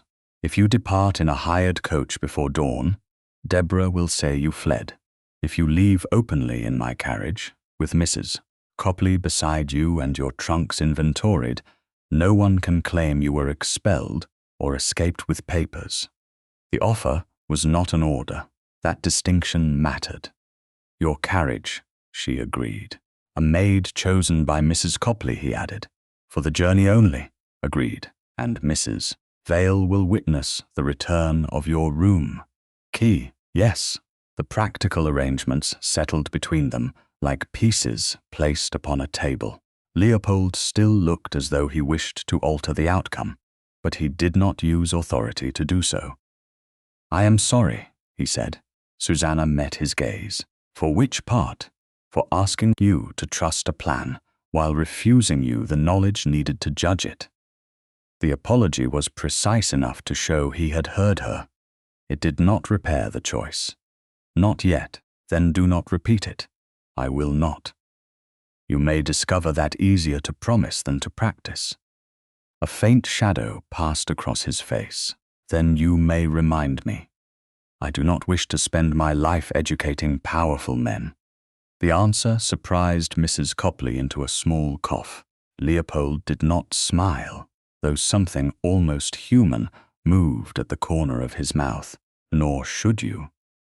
The intimacy of the room deepened, not because either of them stepped closer, but because he accepted a rebuke no one else would have dared offer. Susannah felt the pull of that acceptance and mistrusted it only because she wanted to believe it. "I will leave at 8, she said. "Mrs. Vale will have the carriage ready." "Thank you. Do not thank me for allowing what I had no right to prevent." She looked at him steadily. "Then thank me for listening." "I do." By morning, the story outside Wrotham House had already changed shape. Some callers said Susannah had been caught with stolen records. Others claimed Leopold had discovered a secret understanding between her and one of the candidates. Lady Deborah's version was the most efficient. A resentful companion had forged letters, manipulated scores, and used a backward rose to attract a duke beyond her station. The rumor arrived in written form before breakfast. A maid brought Susannah a folded note from a woman who had once invited her to a modest literary evening in Bloomsbury. The invitation was withdrawn. No accusation was written plainly. The sender merely regretted that present circumstances made Susannah's attendance unsuitable. Susannah read the note once and placed it inside her personal letter packet. The loss was small. That was why it hurt. It showed how quickly one room's suspicion could travel into another woman's drawing room and close a door. Mrs. Copley watched her without asking whether she was distressed. "You may burn it," she said. "No." Susannah folded it carefully. "It belongs with the rest." The rest of what? The cost. Her trunks were strapped to the Duke's carriage beneath the observation of Mrs. Vale, the steward, and Mrs. Copley. No candidate paper, wax, seal, or household document was among her belongings. Susannah carried only her reticule, her notebook, the signed wage undertaking, and personal letters. The guest room main key lay in her palm as they stood in the upper corridor. The room behind her had been restored to order. The wardrobe doors were closed. The linen chest had been emptied, searched, and refolded. The narrow service door remained locked from the room side and sealed with a paper strip signed by Mrs. Vale. "Please record that I return the main key voluntarily," Susannah said. Mrs. Vale opened the household ledger, and that the packet entered through service access, not by means of this key. "I have written exactly that." Susannah signed beneath the entry. Mrs. Copley witnessed. Mrs. Vale returned the key to her ring. It did not leave her possession again. Lady Deborah watched from the end of the corridor, dressed for a morning call. Penelope stood behind her, pale and silent. "A dramatic departure," Deborah observed. Susannah looked at her. "The drama began when your household decided a woman's room could be used as a stage." Deborah's expression chilled. "You will regret this insolence when no respectable family employs you." Before Susannah could answer, Penelope spoke. "Mamma." It was only one word, but Deborah turned as though struck by disobedience. Penelope lowered her eyes immediately. The courage did not last, yet Susannah had seen it. So had Deborah. Downstairs, Leopold waited beside the carriage. He held no rose. He wore no expression society could mistake for farewell between lovers. His restraint protected her more effectively than display would have done. "Mr. Harbury retains the packet," he said. "Anne Fortescue's original letter, the stationer's statement, and the counterfeit authorization remain in his locked case. The 2 halves of the list and the pressed rose remain in my locked drawer, and my notebook remains with me." "Yes, that distinction matters. I know." He offered his hand to assist her into the carriage. Susannah accepted. His fingers closed around hers for one moment, warm and steady. The small contact carried more danger than the whispered accusations because it was real. "You may send word through Mrs. Copley," he said. "No unknown messenger." "I will. If you discover anything, do not return alone. You are still giving instructions." "One instruction, then choose it carefully." His gaze held hers. "Do not mistake independence for the obligation to face every danger without help." The words stayed with her as the carriage moved through Mayfair. She did not answer because she had no answer ready. By the time they reached Bloomsbury, rain had begun lightly, silvering the pavement without slowing traffic. Mrs. Copley's house was narrow, respectable, and quiet. No guards stood outside. No curious servants waited beyond the ordinary maid who opened the door. Susannah's trunks were carried upstairs to a modest room overlooking a brick garden wall. She kept her notebook with her. At noon, another rumor arrived through a caller's servant. Lady Deborah claimed Susannah had fled with copied candidate secrets. Mrs. Copley read the note aloud, then placed it beside the cold grate. "Shall I answer?" "No, not yet. What will you do?" Susannah set her notebook upon the dining room table. "Remember," she opened to the entries made during the preparation of the candidate records. The folio numbers appeared in neat sequence. 14, 15, 17. At first, she saw only the absence she had already recorded. Then she turned the notebook sideways beneath the window. Faint pressure marks crossed the paper where previous sheets had once rested above it. Her pen had pressed through more than ink. It had left shallow impressions. She angled the page toward the light. Reversed numbers emerged: 16, 22, 27. Beside them were the tiny paired punctures she used to align temporary gatherings before pages were sewn. The punctures in the current sequence did not match. Folio 16 had been removed after Susannah assembled the first gathering. A later sheet had replaced it. The same disturbance appeared at 22 and 27. Godfrey had changed the pages, but he had not known the notebook beneath them had remembered their order. Mrs. Copley leaned closer without touching the page. "Can you prove it?" "Not from this alone." Susannah's pulse quickened. "But if his master ledger still contains the replacement sheets, the stitching holes and paper dates will answer. Then he must be made to produce it." Susannah looked at the numbers left behind by pressure, at the record no one had known existed, and at the withdrawn invitation beside the grate. She had lost access to rooms because society believed handwriting belonged to whoever held the higher title. Now her own work offered a path back. "He will produce it," she said, "because he believes he has already erased the truth." By the following morning, Susannah had reduced the impressions in her notebook to a sequence another person could test. She worked at Mrs. Copley's dining table beneath the clearest window, with clean paper to her left and the worn brown notebook beneath her right hand. She copied only dates, folio numbers, alignment marks, and the position of the faint pressure traces. She did not reproduce any woman's private answer. Folio 16 had been removed after the first gathering was aligned. The same disturbance appeared at 22 and 27. The replacement sheets, if they still survived in Sir Godfrey's master ledger, would betray themselves through their stitching points and paper. Mrs. Copley read the memorandum twice. "It proves someone changed the order. It proves the original order was different," Susannah said. "The ledger must prove who benefited, and if Godfrey refuses to produce it, then refusal becomes part of the answer."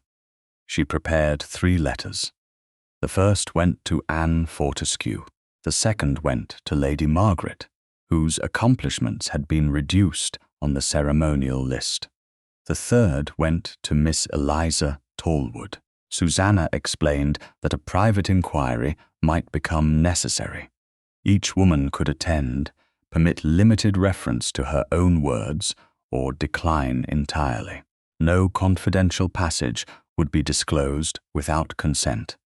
The requests were sealed with Mrs. Copley's plain household seal and carried by a trusted footman whose departure time Susannah entered in her notebook. The replies did not come that afternoon. Susannah was grateful for the delay. Consent given too quickly under pressure could resemble the very coercion they were trying to expose. Anne's answer arrived shortly after breakfast the next day. She would attend with her mother and permit comparison of the original acceptance with the false withdrawal, excluding all private references to health. Lady Margaret's reply followed before 10. She would allow her accomplishments and altered score to be discussed, but nothing concerning family finances. Eliza's letter came last. Her handwriting trembled in the first lines and steadied by the end. She would not attend Wrotham House. She gave permission for a written statement, confirming that her family had threatened her sister's prospects if she refused the presentation. She asked that no one name those sisters. Susannah marked the exact scope of each consent beneath the corresponding reply. Mrs. Copley watched her fold the letters. "You have enough to return."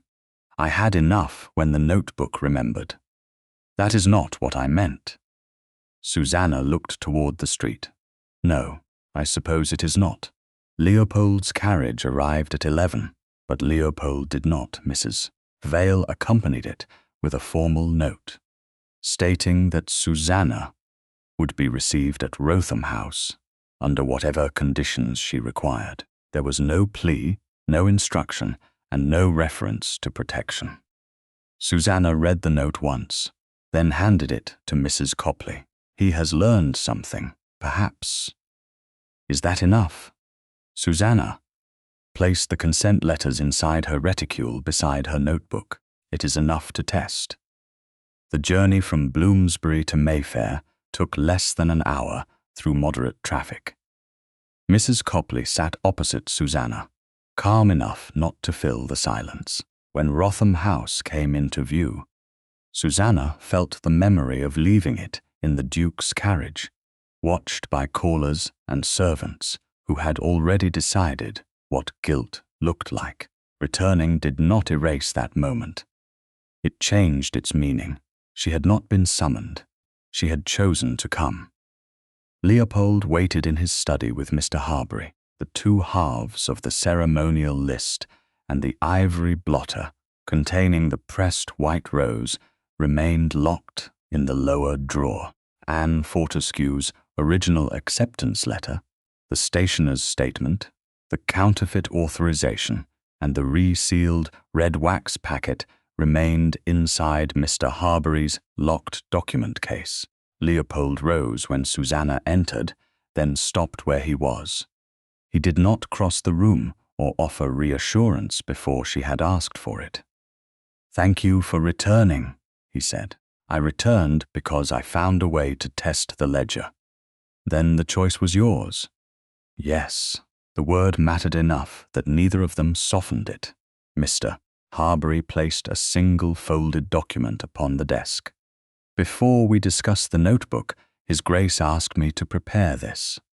Susannah opened it. The document was not an apology. It was a protocol. It stated that she would direct the order in which evidence was presented. Each candidate would control the use of her private words. Susannah could withdraw cooperation if the inquiry placed another woman at needless risk. No paper would be moved without a witnessed memorandum. Every suspicion held by Leopold or Mr. Harbury would be disclosed to her, unless doing so exposed an uninvolved person to immediate danger. And any such withholding would require a reason stated in writing. Susannah read the final line twice. "You included an exception." Leopold did not defend it. "I did, a narrow one, narrower than the authority I claimed before. Who decides whether the danger is immediate? You, Mr. Harbury, and I, not I alone." She looked at him. "And if we disagree? The evidence is not used until we agree." He had not merely promised to trust her. He had written limits around his own power.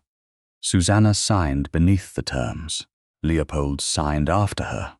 Mrs. Copley and Mr. Harbury witnessed. Only then did Leopold speak again. "I was wrong." His voice was low.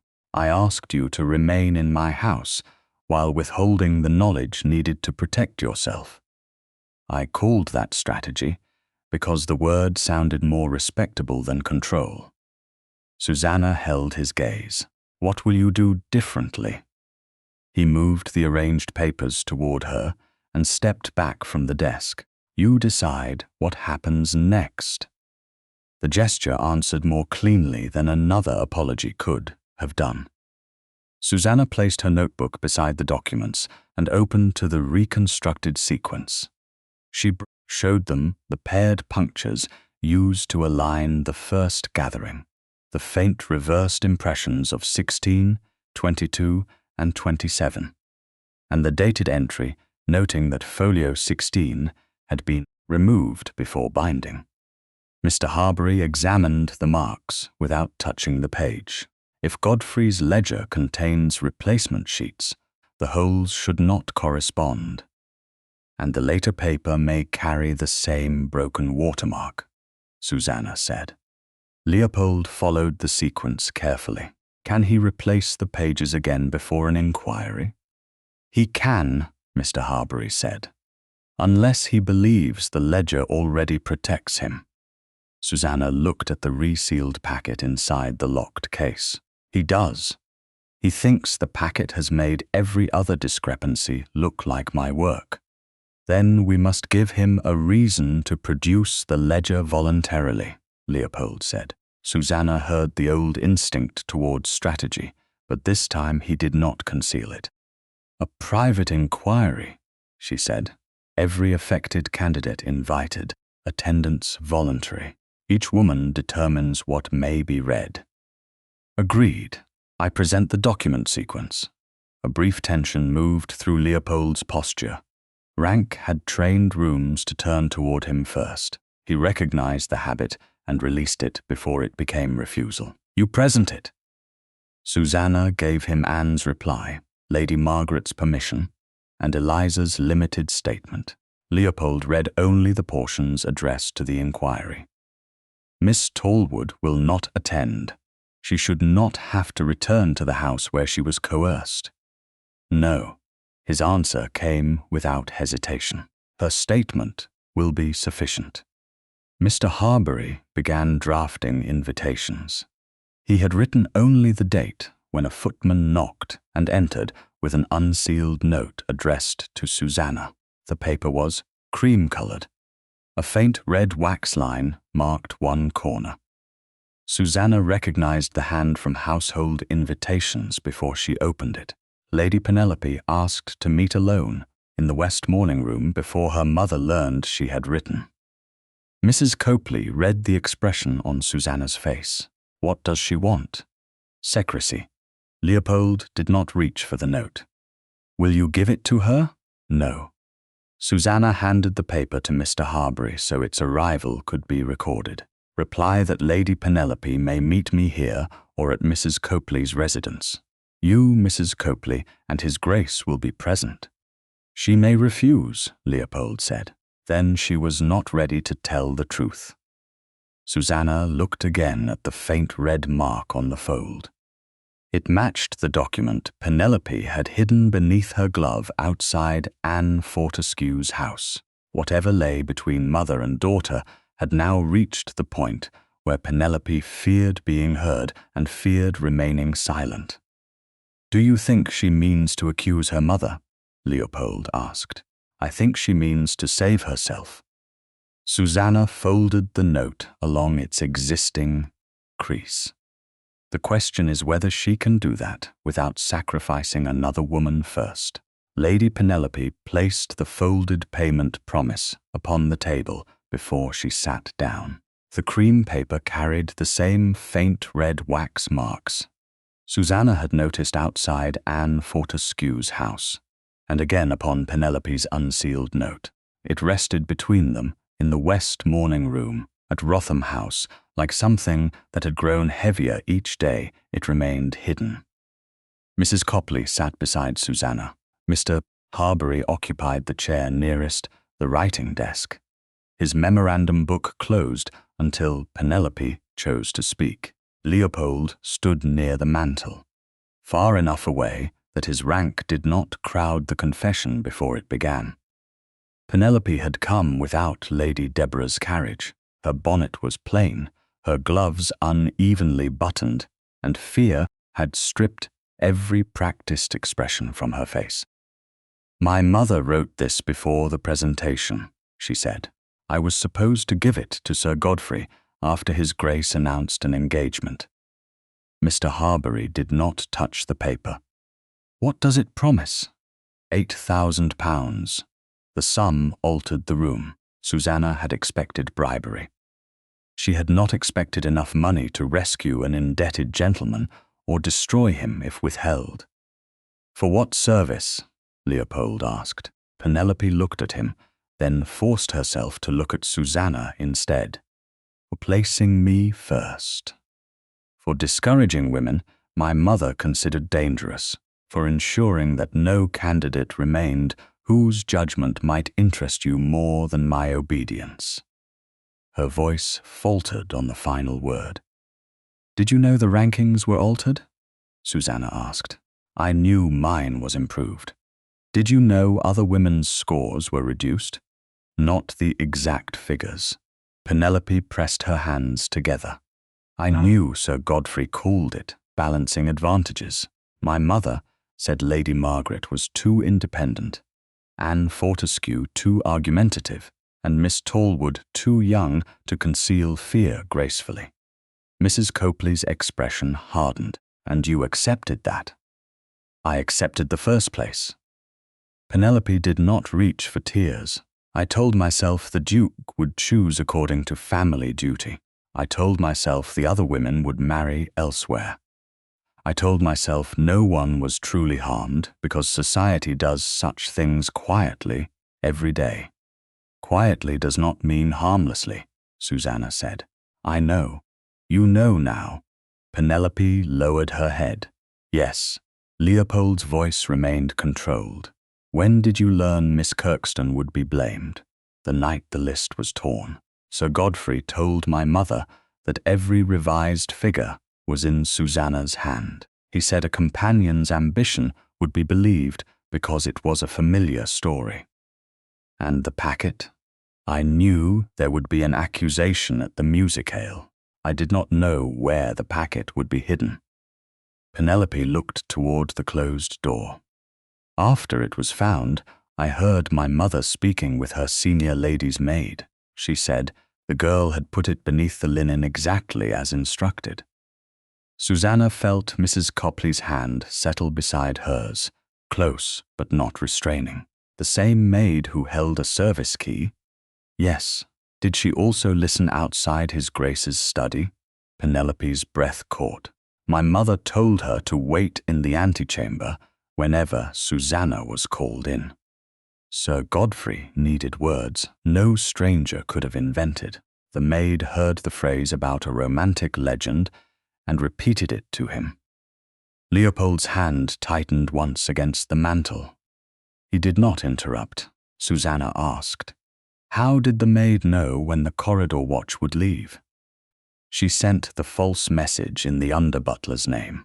Another servant carried it without knowing it was false. And the packet entered between the first and second searches.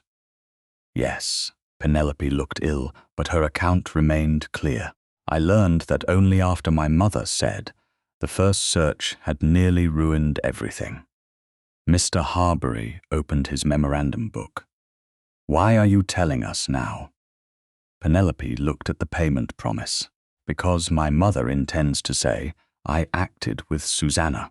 She will claim I resented the arrangement and secretly gave Susannah family information to destroy it.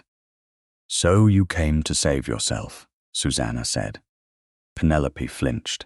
Yes, the honesty prevented the answer from becoming an excuse. That does not make the document less useful, Susannah said. It also does not make your silence innocent.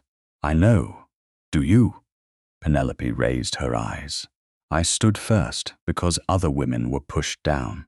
I didn't forge their words, but I was willing not to ask why they disappeared. I thought obedience made me blameless. Her mouth trembled once. It only made me convenient. The phrase echoed Leopold's earlier admission without Penelope knowing it. Susannah heard the difference. Leopold had possessed power and withdrawn from responsibility.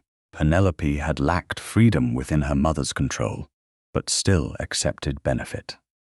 Neither condition erased choice. Will you testify to this before the candidates?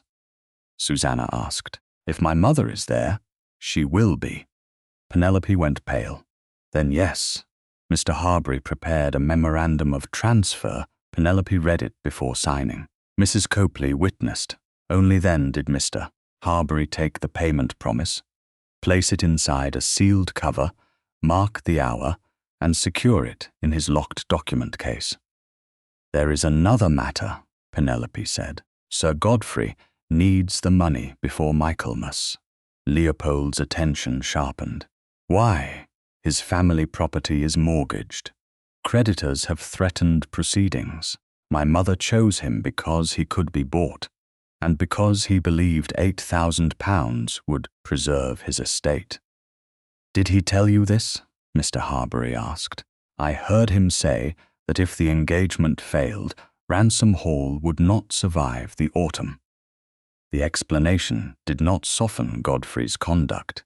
It made the risk he had taken comprehensible. A desperate man had been offered enough money to convert fraud into rescue, provided he was willing to make women pay the cost. Mrs. Vale entered less than half an hour later. Penelope repeated the maid's role before her. The housekeeper listened without visible surprise. Until the service key was mentioned, the senior attendant's key was issued to Lady Deborah's maid because Lady Penelope's gowns were being moved between guest rooms. She said, "It should have been returned after the presentation." "Was it?" Susannah asked. "No." The maid claimed she had misplaced it. Mrs. Vale's mouth tightened. "I have just learned." She packed a trunk before breakfast and asked whether the northbound coach stopped near Islington. Leopold spoke at once. "She is not to be detained by force. Ask whether she will give an account before witnesses. Tell her Lady Deborah intends to place the entire blame upon her." Penelope looked at him sharply. "That is true.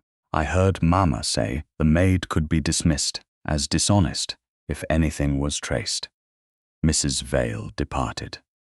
The maid came 20 minutes later, accompanied by the housekeeper and the steward. She was a woman of perhaps 30, pale from fear and furious enough to remain upright. She refused the chair offered to her. Lady Deborah said, "I'd be protected." "She intends to accuse you of acting alone," Penelope said. The maid looked at her. Whatever loyalty remained collapsed. "She told me the packet was harmless." "Did Sir Godfrey give it to you?" Mr. Harbury asked. "Yes." "Did he pay you?" 10 guineas. "He promised 30 more." "Did you hear a private conversation from the antechamber?" "I heard Miss Kirkstone tell His Grace not to make a romantic legend of the flower." "Did you repeat those words?" "To Sir Godfrey. He wrote them down." "Did you enter Miss Kirkstone's room through the dressing-room passage?" "Yes." Her answer came quietly now. "I used the service key. I sent the false message to draw off the corridor maid." The packet went beneath the lowest linen stack. Susannah asked the question that mattered most. "Was it there during the first search?" "No." "Did I know you would enter?" "No." "Did I give you any paper, instruction, or key?" "No." Mr. Harbury wrote the account in full, then read it aloud. The maid corrected one phrase, specifying that Deborah had instructed her to listen while Godfrey had instructed her where to hide the packet. She signed. Mrs. Vale and the steward witnessed. The statement was sealed and placed inside Mr. Harbury's case. Leopold informed the maid that she was dismissed from Wrotham House, but free to remain in servants' lodging until arrangements could be made for her departure. He promised no immunity and made no threat. Her statement would accompany the other papers to the proper authority. When she left, Penelope remained seated, staring at the place where the payment promise had lain. "Will telling the truth save me?" she asked. Susannah answered before Leopold could. "It may prevent a lie from destroying someone else. That is not the same as saving you." Penelope absorbed the words. "What happens to me?" "You testify," Susannah said. "Then you accept that some women may never forgive you." A sealed letter arrived before noon. Sir Godfrey formally requested a private inquiry before the candidates and their guardians. He declared that his master ledger would prove every accusation against him false. Attached was a written undertaking that the ledger would be delivered into Mr. Harbury's temporary custody for examination. Leopold read the final line and handed the letter to Susannah. "He believes the replacement pages are clean." Susannah placed one finger upon the notebook in her reticule. Then, he still does not know what the pages beneath them remembered. I should speak first, Leopold said. The words came from habit before judgment, and the moment they left him, Susannah saw that he knew it. They stood in his study on the 14th day of the inquiry, surrounded by papers that had finally begun to form a coherent chain.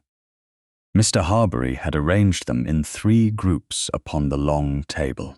The first contained Anne Fortescue's original acceptance letter, the false withdrawal, the stationer's signed statement, the counterfeit authorization, and the seal comparison. The second contained the resealed red wax packet, Mrs. Vale's account of the 2 searches, the corridor watch gap, and the signed statement of Lady Deborah's senior maid. The third remained incomplete, because Sir Godfrey still held the master ledger, though his written undertaking to submit it lay open beside Susannah's notebook. Mrs. Copley sat near the window, watching without interfering. The 2 torn halves of the ceremonial list and the ivory blotter containing the pressed white rose remained locked in Leopold's lower studier drawer. Nothing had moved without witness. Nothing except the balance of authority between the 2 people facing each other across the evidence. If you speak first, Susannah said, the room will hear a duke defending a woman he favors. Leopold did not deny the possibility. My rank will keep order. Use it for that. She placed one hand upon her notebook. Do not use it to tell the story before I do. His first impulse tightened his shoulders. Rooms had turned toward him all his life. People waited for him to define what had happened, what mattered, and who was permitted to answer. Susannah saw the habit rise, and then, this time, saw him set it down. What do you require? He asked. I opened the inquiry. Mr. Harbury presents each paper when I call for it. You prevent interruption and nothing more until I have finished. And if Deborah attacks your character, then I decide whether the accusation deserves an answer. If Godfrey refuses to surrender the ledger, he signed an undertaking. Mr. Harbury will remind him of it. Leopold looked toward the solicitor. Is that sufficient? Yes, Your Grace. Sir Godfrey's undertaking states that the ledger will remain in my temporary custody for examination once delivered. Leopold turned back to Susannah. Then you speak first. The agreement came without ceremony, but its meaning moved through her with greater force than reassurance. He had not merely praised her judgment, he had surrendered the instinctive advantage of rank when it mattered most. Susannah looked down at the 3 evidence groups. The inquiry must not feel like a spectacle. It will be private, Leopold said. Candidates, guardians, necessary witnesses, and no one else. The chairs should not be arranged by rank. Mrs. Copley's mouth softened. That will trouble several people. Good, Susannah said. Let them experience a room in which position is not assigned before anyone speaks. Mr. Harbury began writing instructions. Susannah continued. Anne controls what is read from her letter. Lady Margaret's family finances remain excluded. Eliza's sisters are not named. The maid's statement is used only to establish access, overheard words, and the packet planting. Leopold nodded. And Penelope? She must choose whether to testify. She already said she would. Under fear, she must be asked again when her mother is not present. Mrs. Copley may ask her. Yes, the arrangement took less than an hour, because each decision now followed the written protocol Susannah and Leopold had signed. There was no argument about who controlled the papers. There was no need to revisit the apology he had already turned into action. When the final order stood complete, Leopold crossed to his desk and removed the key from his waistcoat pocket. There is one object not listed among the evidence. Susannah knew what he meant before the drawer opened. He lifted the ivory blotter that had belonged to the late Duchess. The two torn halves remained locked beneath it, in a separate cover. He placed the blotter upon the table and opened it carefully. The rose had dried to a softened ivory, its bruised outer petal dark at the edge, its stem bent from pressing. It still faced downward. Leopold did not touch it. "The flower is not proof of forgery," he said. "No, but it is the reason I stopped the presentation. It is the reason you noticed, and the reason I understood that someone had been placed where she did not wish to stand." Susannah looked at the dried bloom. "I did not know your mother's signal. I know. Then it cannot be presented as a deliberate appeal to you." "It will not be." He drew a clean protective sheet toward the blotter. "Will you decide whether it appears at the inquiry?" The question mattered because it returned ownership to the act itself. The rose had begun as a choice Susannah made under pressure. It had become his memory, then society's accusation. Now he was asking her what it meant. "Yes," she said, "I will use it. Then it should remain in your custody until the inquiry concludes." Mr. Harbury prepared a short memorandum. Leopold lifted the rose only after Susannah nodded. He placed it upon the clean sheet, folded the protective paper around it without sealing the edges, and passed it to her. She held it with both hands. Mr. Harbury recorded the transfer. Susannah signed first. Leopold signed beneath her. The ivory blotter returned to the lower drawer. Leopold locked it again, leaving the torn list undisturbed inside. "There is something else," he said. His voice changed. Not greatly, but enough that Mrs. Copley's hands became very still. Mr. Harbury lowered his eyes to the memorandum. Susannah kept the protected rose before her. "What is it?" "I intend to ask permission to court you." The room seemed to draw inward. No thunder, no music, no romantic spectacle accompanied the admission. That restraint made it more dangerous. Susannah's heart answered before her judgment did, and she disliked the vulnerability of it. Now, no. Leopold stood where he was, leaving the table and every inch of space between them untouched. "After the inquiry, after your name is cleared publicly, I will not place an offer before you, while my title could make gratitude resemble consent." Susannah searched his face. "Why tell me before the inquiry?" "Because Deborah and Godfrey will claim my judgment has been corrupted by personal attachment. You deserve to know that the possibility is real. You give their accusation weight. I give you the truth before they weaponize part of it."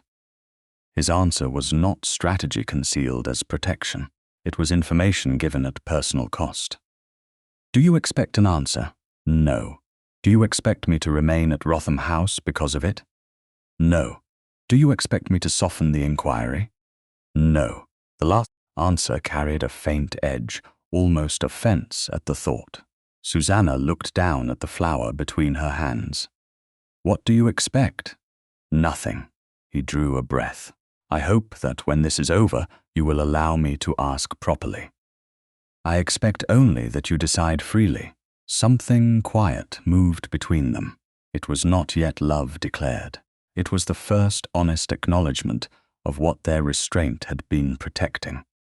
Susannah raised her eyes. "Can you stand beside me tomorrow without taking the room away from me?" "Yes." "Even if they look to you first?" "I will wait. Even if Godfrey insults me, I will stop him only if he prevents you from speaking. Even if Lady Deborah says I am ambitious." A colder expression entered his face, but he mastered it. "Then I will trust you to decide whether ambition is an accusation worth answering." Susannah felt the beginning of a smile and allowed only part of it to show. That will do. Formal invitations went out before dusk. Each stated that attendance was voluntary. Private correspondence would be used only within written consent, and the purpose was correction of the record, not renewed judgment of any woman's suitability.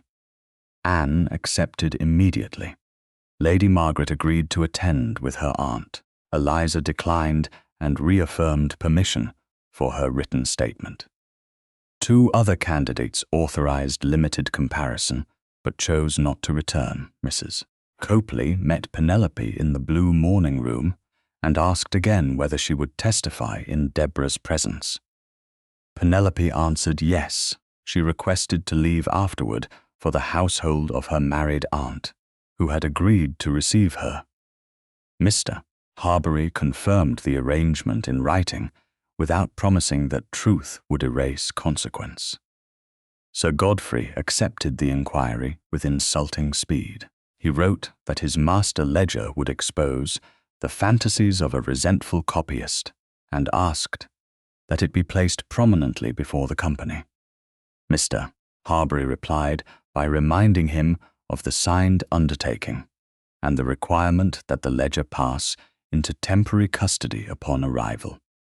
Lady Deborah's response contained no defense. She wrote only that she would attend to protect her daughter, her house, and the truth.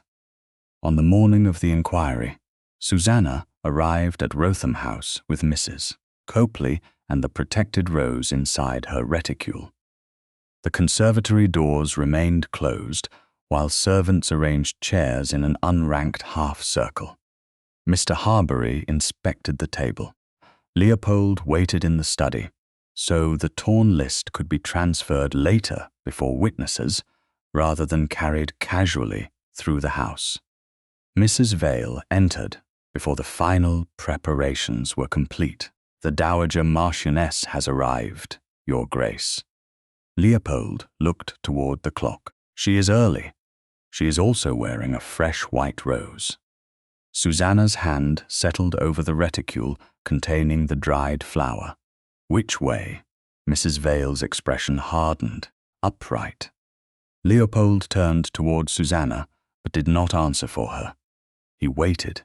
She felt the full intention behind Deborah's gesture. The Marchioness meant to claim innocence through beauty, to replace meaning with appearance before the inquiry began. Susannah closed her fingers around the protective folder. "Let her wear it," she said.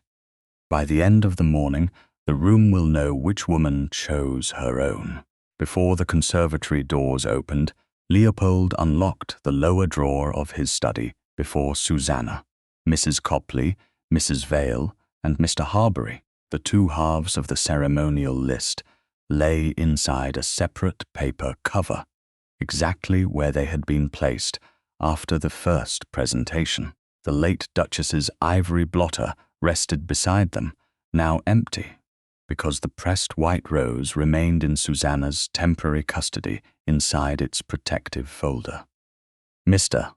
Harbury read aloud the memorandum he had prepared. The drawer was opened at 10 minutes before 11. Both halves were intact. Nothing else was removed. Leopold lifted the cover and passed it directly to the solicitor.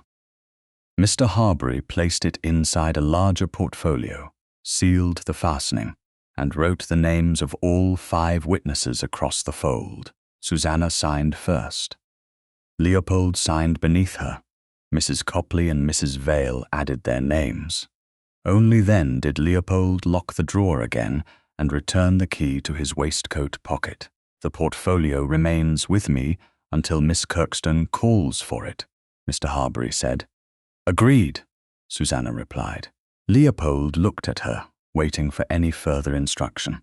She had none. They crossed the corridor together, though not in a line that placed rank first. The conservatory no longer resembled the room where 7 women had once stood beneath numbered cards. The markers had been removed. Chairs formed a broad half-circle facing a long central table. and no seat had been assigned according to title. Anne Fortescue sat beside her mother. Lady Margaret had come with an aunt whose expression suggested she had forgiven no one in advance. Penelope sat near Mrs. Copley's empty chair, pale but upright. Lady Deborah occupied the opposite side of the room, her fresh white rose pinned upright against black silk. Sir Godfrey stood near the table with his master ledger beneath one hand. He looked composed enough to believe the room had already accepted his version of events. When Susannah entered, one woman who had drawn her chair away during the musicale looked down. Rather than meeting her eyes, Leopold moved to the side of the room and remained standing near the mantel. He did not open the inquiry. Susannah did. "No woman present is being examined for suitability," she said. "No private passage will be repeated beyond the permission already given. We are here to determine whether words, rankings, and records were altered under the authority of His Grace's name." Sir Godfrey smiled faintly, a careful beginning. Susannah let the remark settle without answering it. "Mr. Harbury, the portfolio." He broke the outer seal before the witnesses and removed the two torn halves of the ceremonial list. Susannah placed them side by side upon the table. Then she opened the protective folder in her reticule and laid the dried backward rose across the tier. Its petals had faded to ivory. One edge remained darkened where it had bruised against the conservatory floor. Lady Deborah touched the fresh flower at her own bodice. Susannah did not look at it. "The list proves only that women were ranked," she said. "The other papers prove how some of them were removed." Mr. Harbury presented Anne Fortescue's original acceptance letter and the false withdrawal. He stated that the original had passed from Anne's hand into his locked case under written receipt and remained there until this inquiry. Anne rose. "I did not withdraw," she said. "I accepted an introduction and refused questions that treated obedience as the first duty of a wife."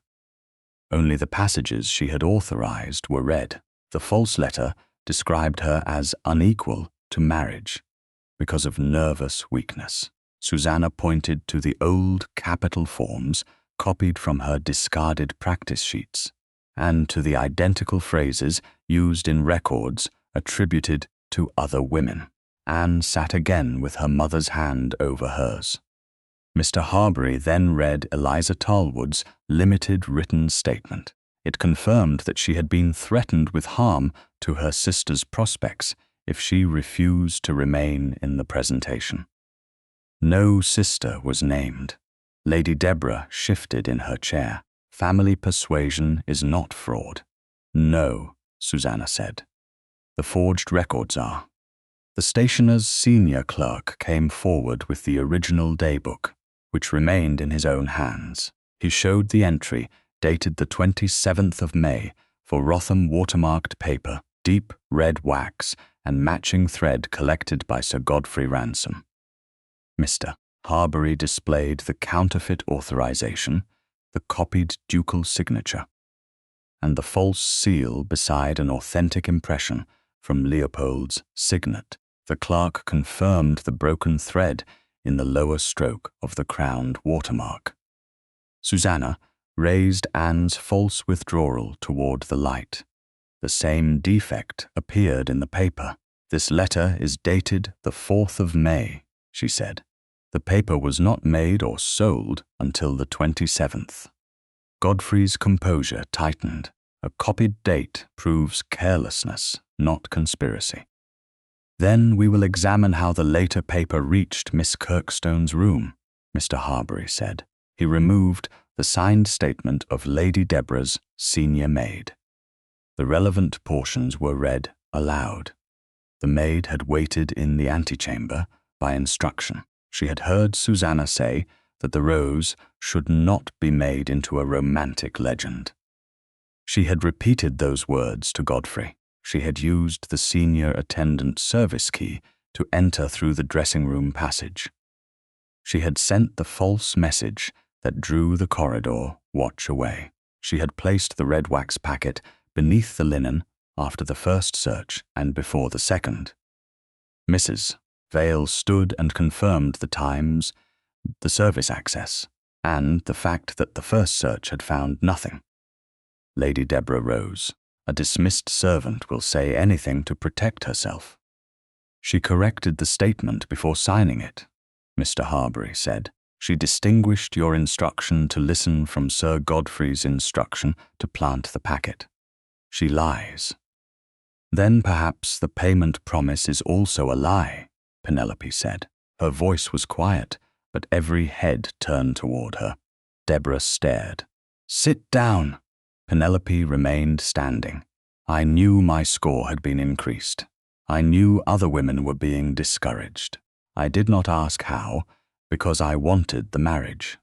Her hands trembled, but she did not hide them. After the list was torn, Sir Godfrey said no one would believe a companion over a baronet and a marchioness.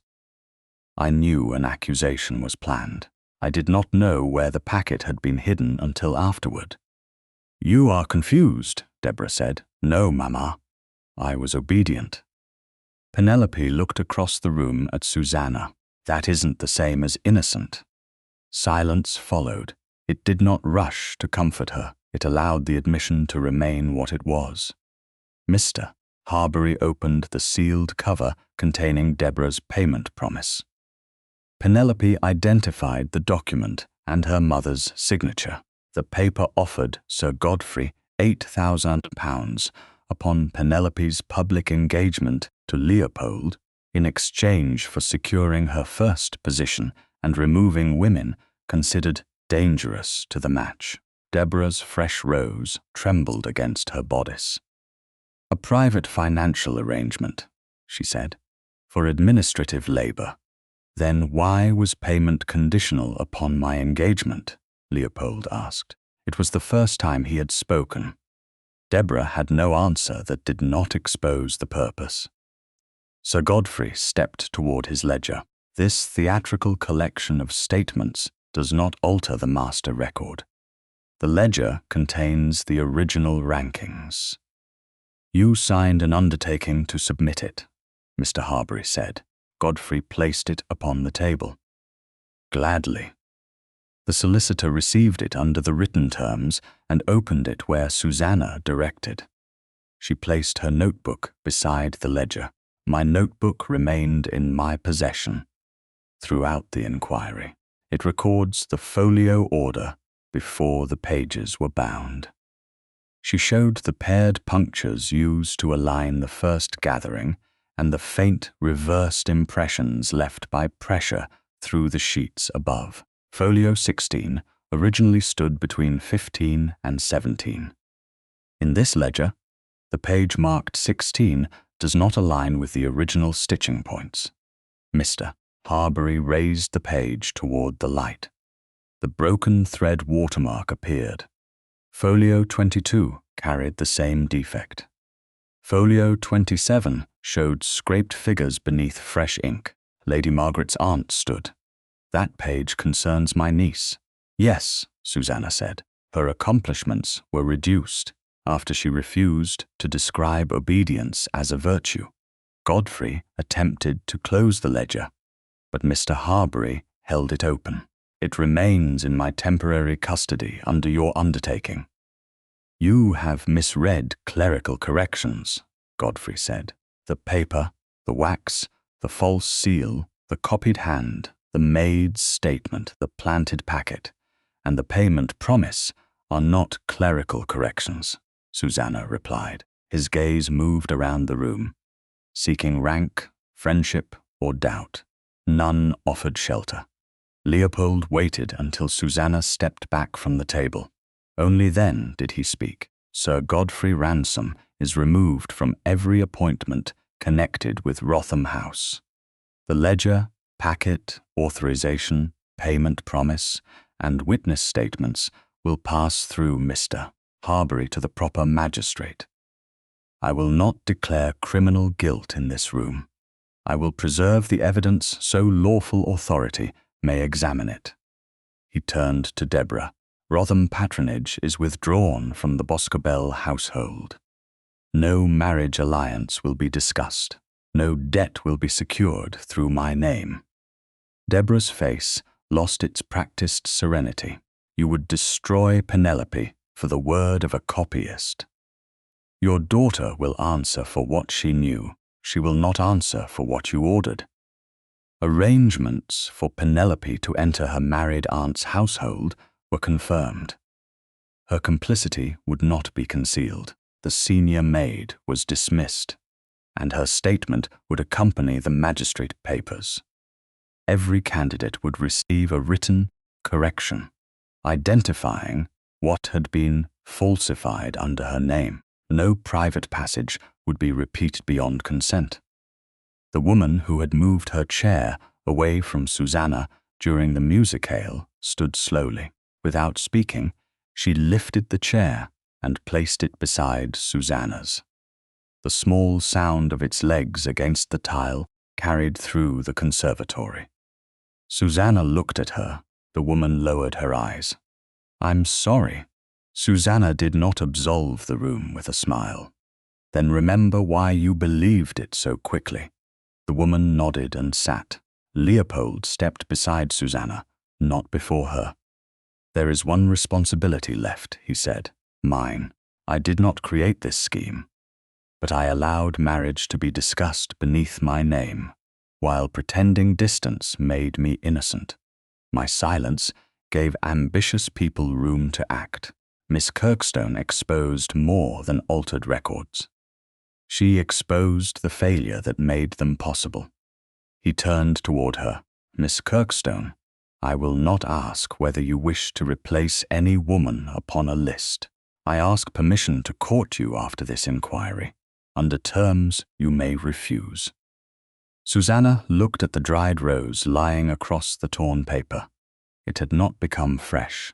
It had not lost the mark of bruising. That was why the choice mattered. She turned it gently until the faded bloom faced the room. "Yes," she said. "You may ask me properly." Nearly 3 months after the private inquiry, Susannah sat beside Leopold at a writing table in Wrotham House while rain traced the September windows, and a tenant widow's petition lay open between them. The widow had lost her husband in spring and asked permission to remain upon a small Bircham tenancy until her eldest son reached his majority. Leopold had already proposed an annual allowance. It was generous, immediate, and insufficient. "She is not asking only for money," Susannah said. "She is asking not to be displaced from the work that supports her children." Leopold looked again at the petition. The lease was held in her husband's name, then changed the lease. "The steward believes a woman cannot manage the holding alone. Has he asked her?" A brief silence followed. 3 months earlier, Leopold might have answered the steward's certainty with his own. Now he set down his pen. "No." Susannah pointed to the enclosed account in the widow's hand. "She has managed it since March. The rents are current. The barley yield is listed more accurately than in the steward's summary." Leopold read the figures a second time. "You think the allowance would make her dependent upon my favor? I think secure tenancy would recognize work she is already doing." He crossed out the first instruction and wrote another. The widow would receive a lease in her own name, subject to the same terms as any responsible tenant, with the allowance retained only for the youngest child's schooling. He sanded the page and passed it to Susannah. "Better, more just. You could have said kinder. Kindness that preserves power in the giver is not always justice." A quiet smile reached his eyes. "I had begun to suspect you might say that." Their courtship had been conducted with open doors, proper calls, Mrs. Copley's presence, and a degree of public speculation neither could prevent. Leopold had never asked Susannah to soften her judgment, so that society might find her more agreeable. He had asked what she thought of estate management, charitable subscriptions, household appointments, and the education of girls whose families could not afford governesses. When they disagreed, he did not praise her courage and proceed unchanged. He listened. Sometimes he altered his decision. Sometimes she altered hers. The difference mattered more than any declaration. The legal settlement had required the same care. Mr. Harbury read every clause aloud, revised it twice at Susannah's request, and secured her personal property, independent pin money, and continued support for Mrs. Copley without condition upon Leopold's approval. Susannah retained a fair copy. Mr. Harbury held the legal, original. When a clerk remarked that few future duchesses question settlements so closely, Leopold replied, "Then too few future duchesses are given documents worth questioning." By late September, the proper ecclesiastical authority had granted a special license. The local rector near Celandine Court received notice well in advance. No residence fiction, hurried permission, or concealed arrangement was required. Susannah would enter marriage as she had entered the inquiry, with the terms known and the choice her own. The journey from London began beneath a clear autumn sky. Susannah travelled with Mrs. Copley in the first carriage. Leopold rode separately with Mr. Harbury, preserving propriety until the ceremony. Their trunks followed beneath canvas covers, while Susannah's notebook remained in her reticule. The signed wage undertaking, no longer necessary but still precious, rested among her personal papers. Godfrey remained under examination by the magistrate. The women affected by the forged records had received written corrections and the return of every original letter that could properly be restored. Nothing more needed to be said during the journey.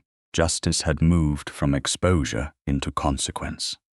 The first day ended at a respectable coaching inn, where Susannah and Mrs. Copley occupied adjoining rooms, and Leopold took chambers on another floor. The following morning, fresh horses carried them westward through Kent. The road narrowed between hedges touched with early gold. Celandine Court appeared shortly before noon beyond a long sweep of beech trees, built of warm grey stone and broad enough to suggest permanence without menace. Susannah had imagined grandeur. She had not expected the house to seem quiet.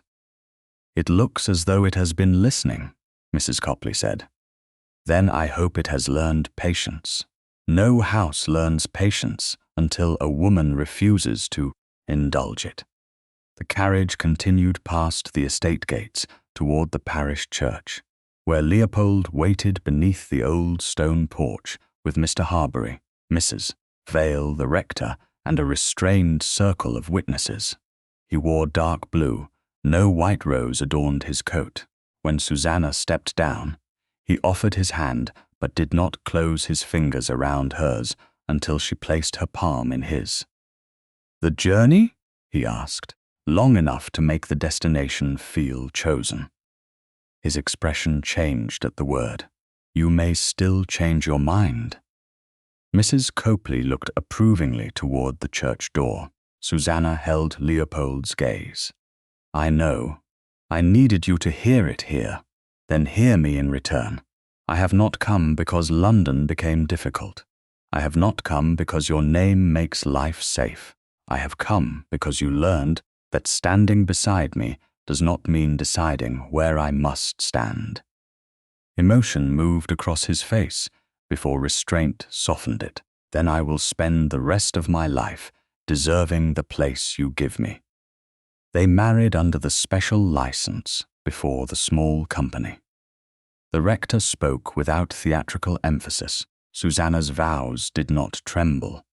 Leopold's were low and deliberate.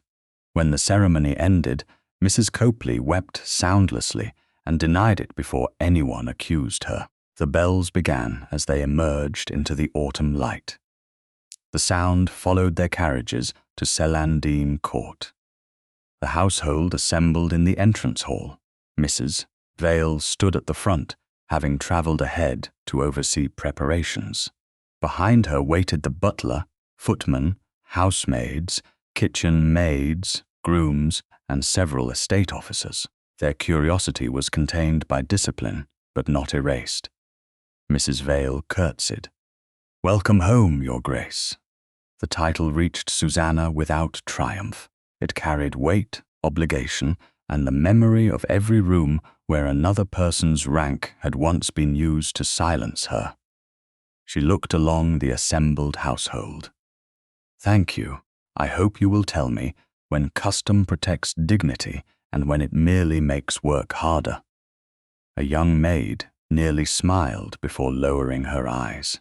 The butler's expression remained formal, but Mrs. Vale softened. "That may require several conversations, Your Grace." "Then we shall have them." Leopold leaned nearer. "You have unsettled the household in less than a minute. Only the parts that needed unsettling."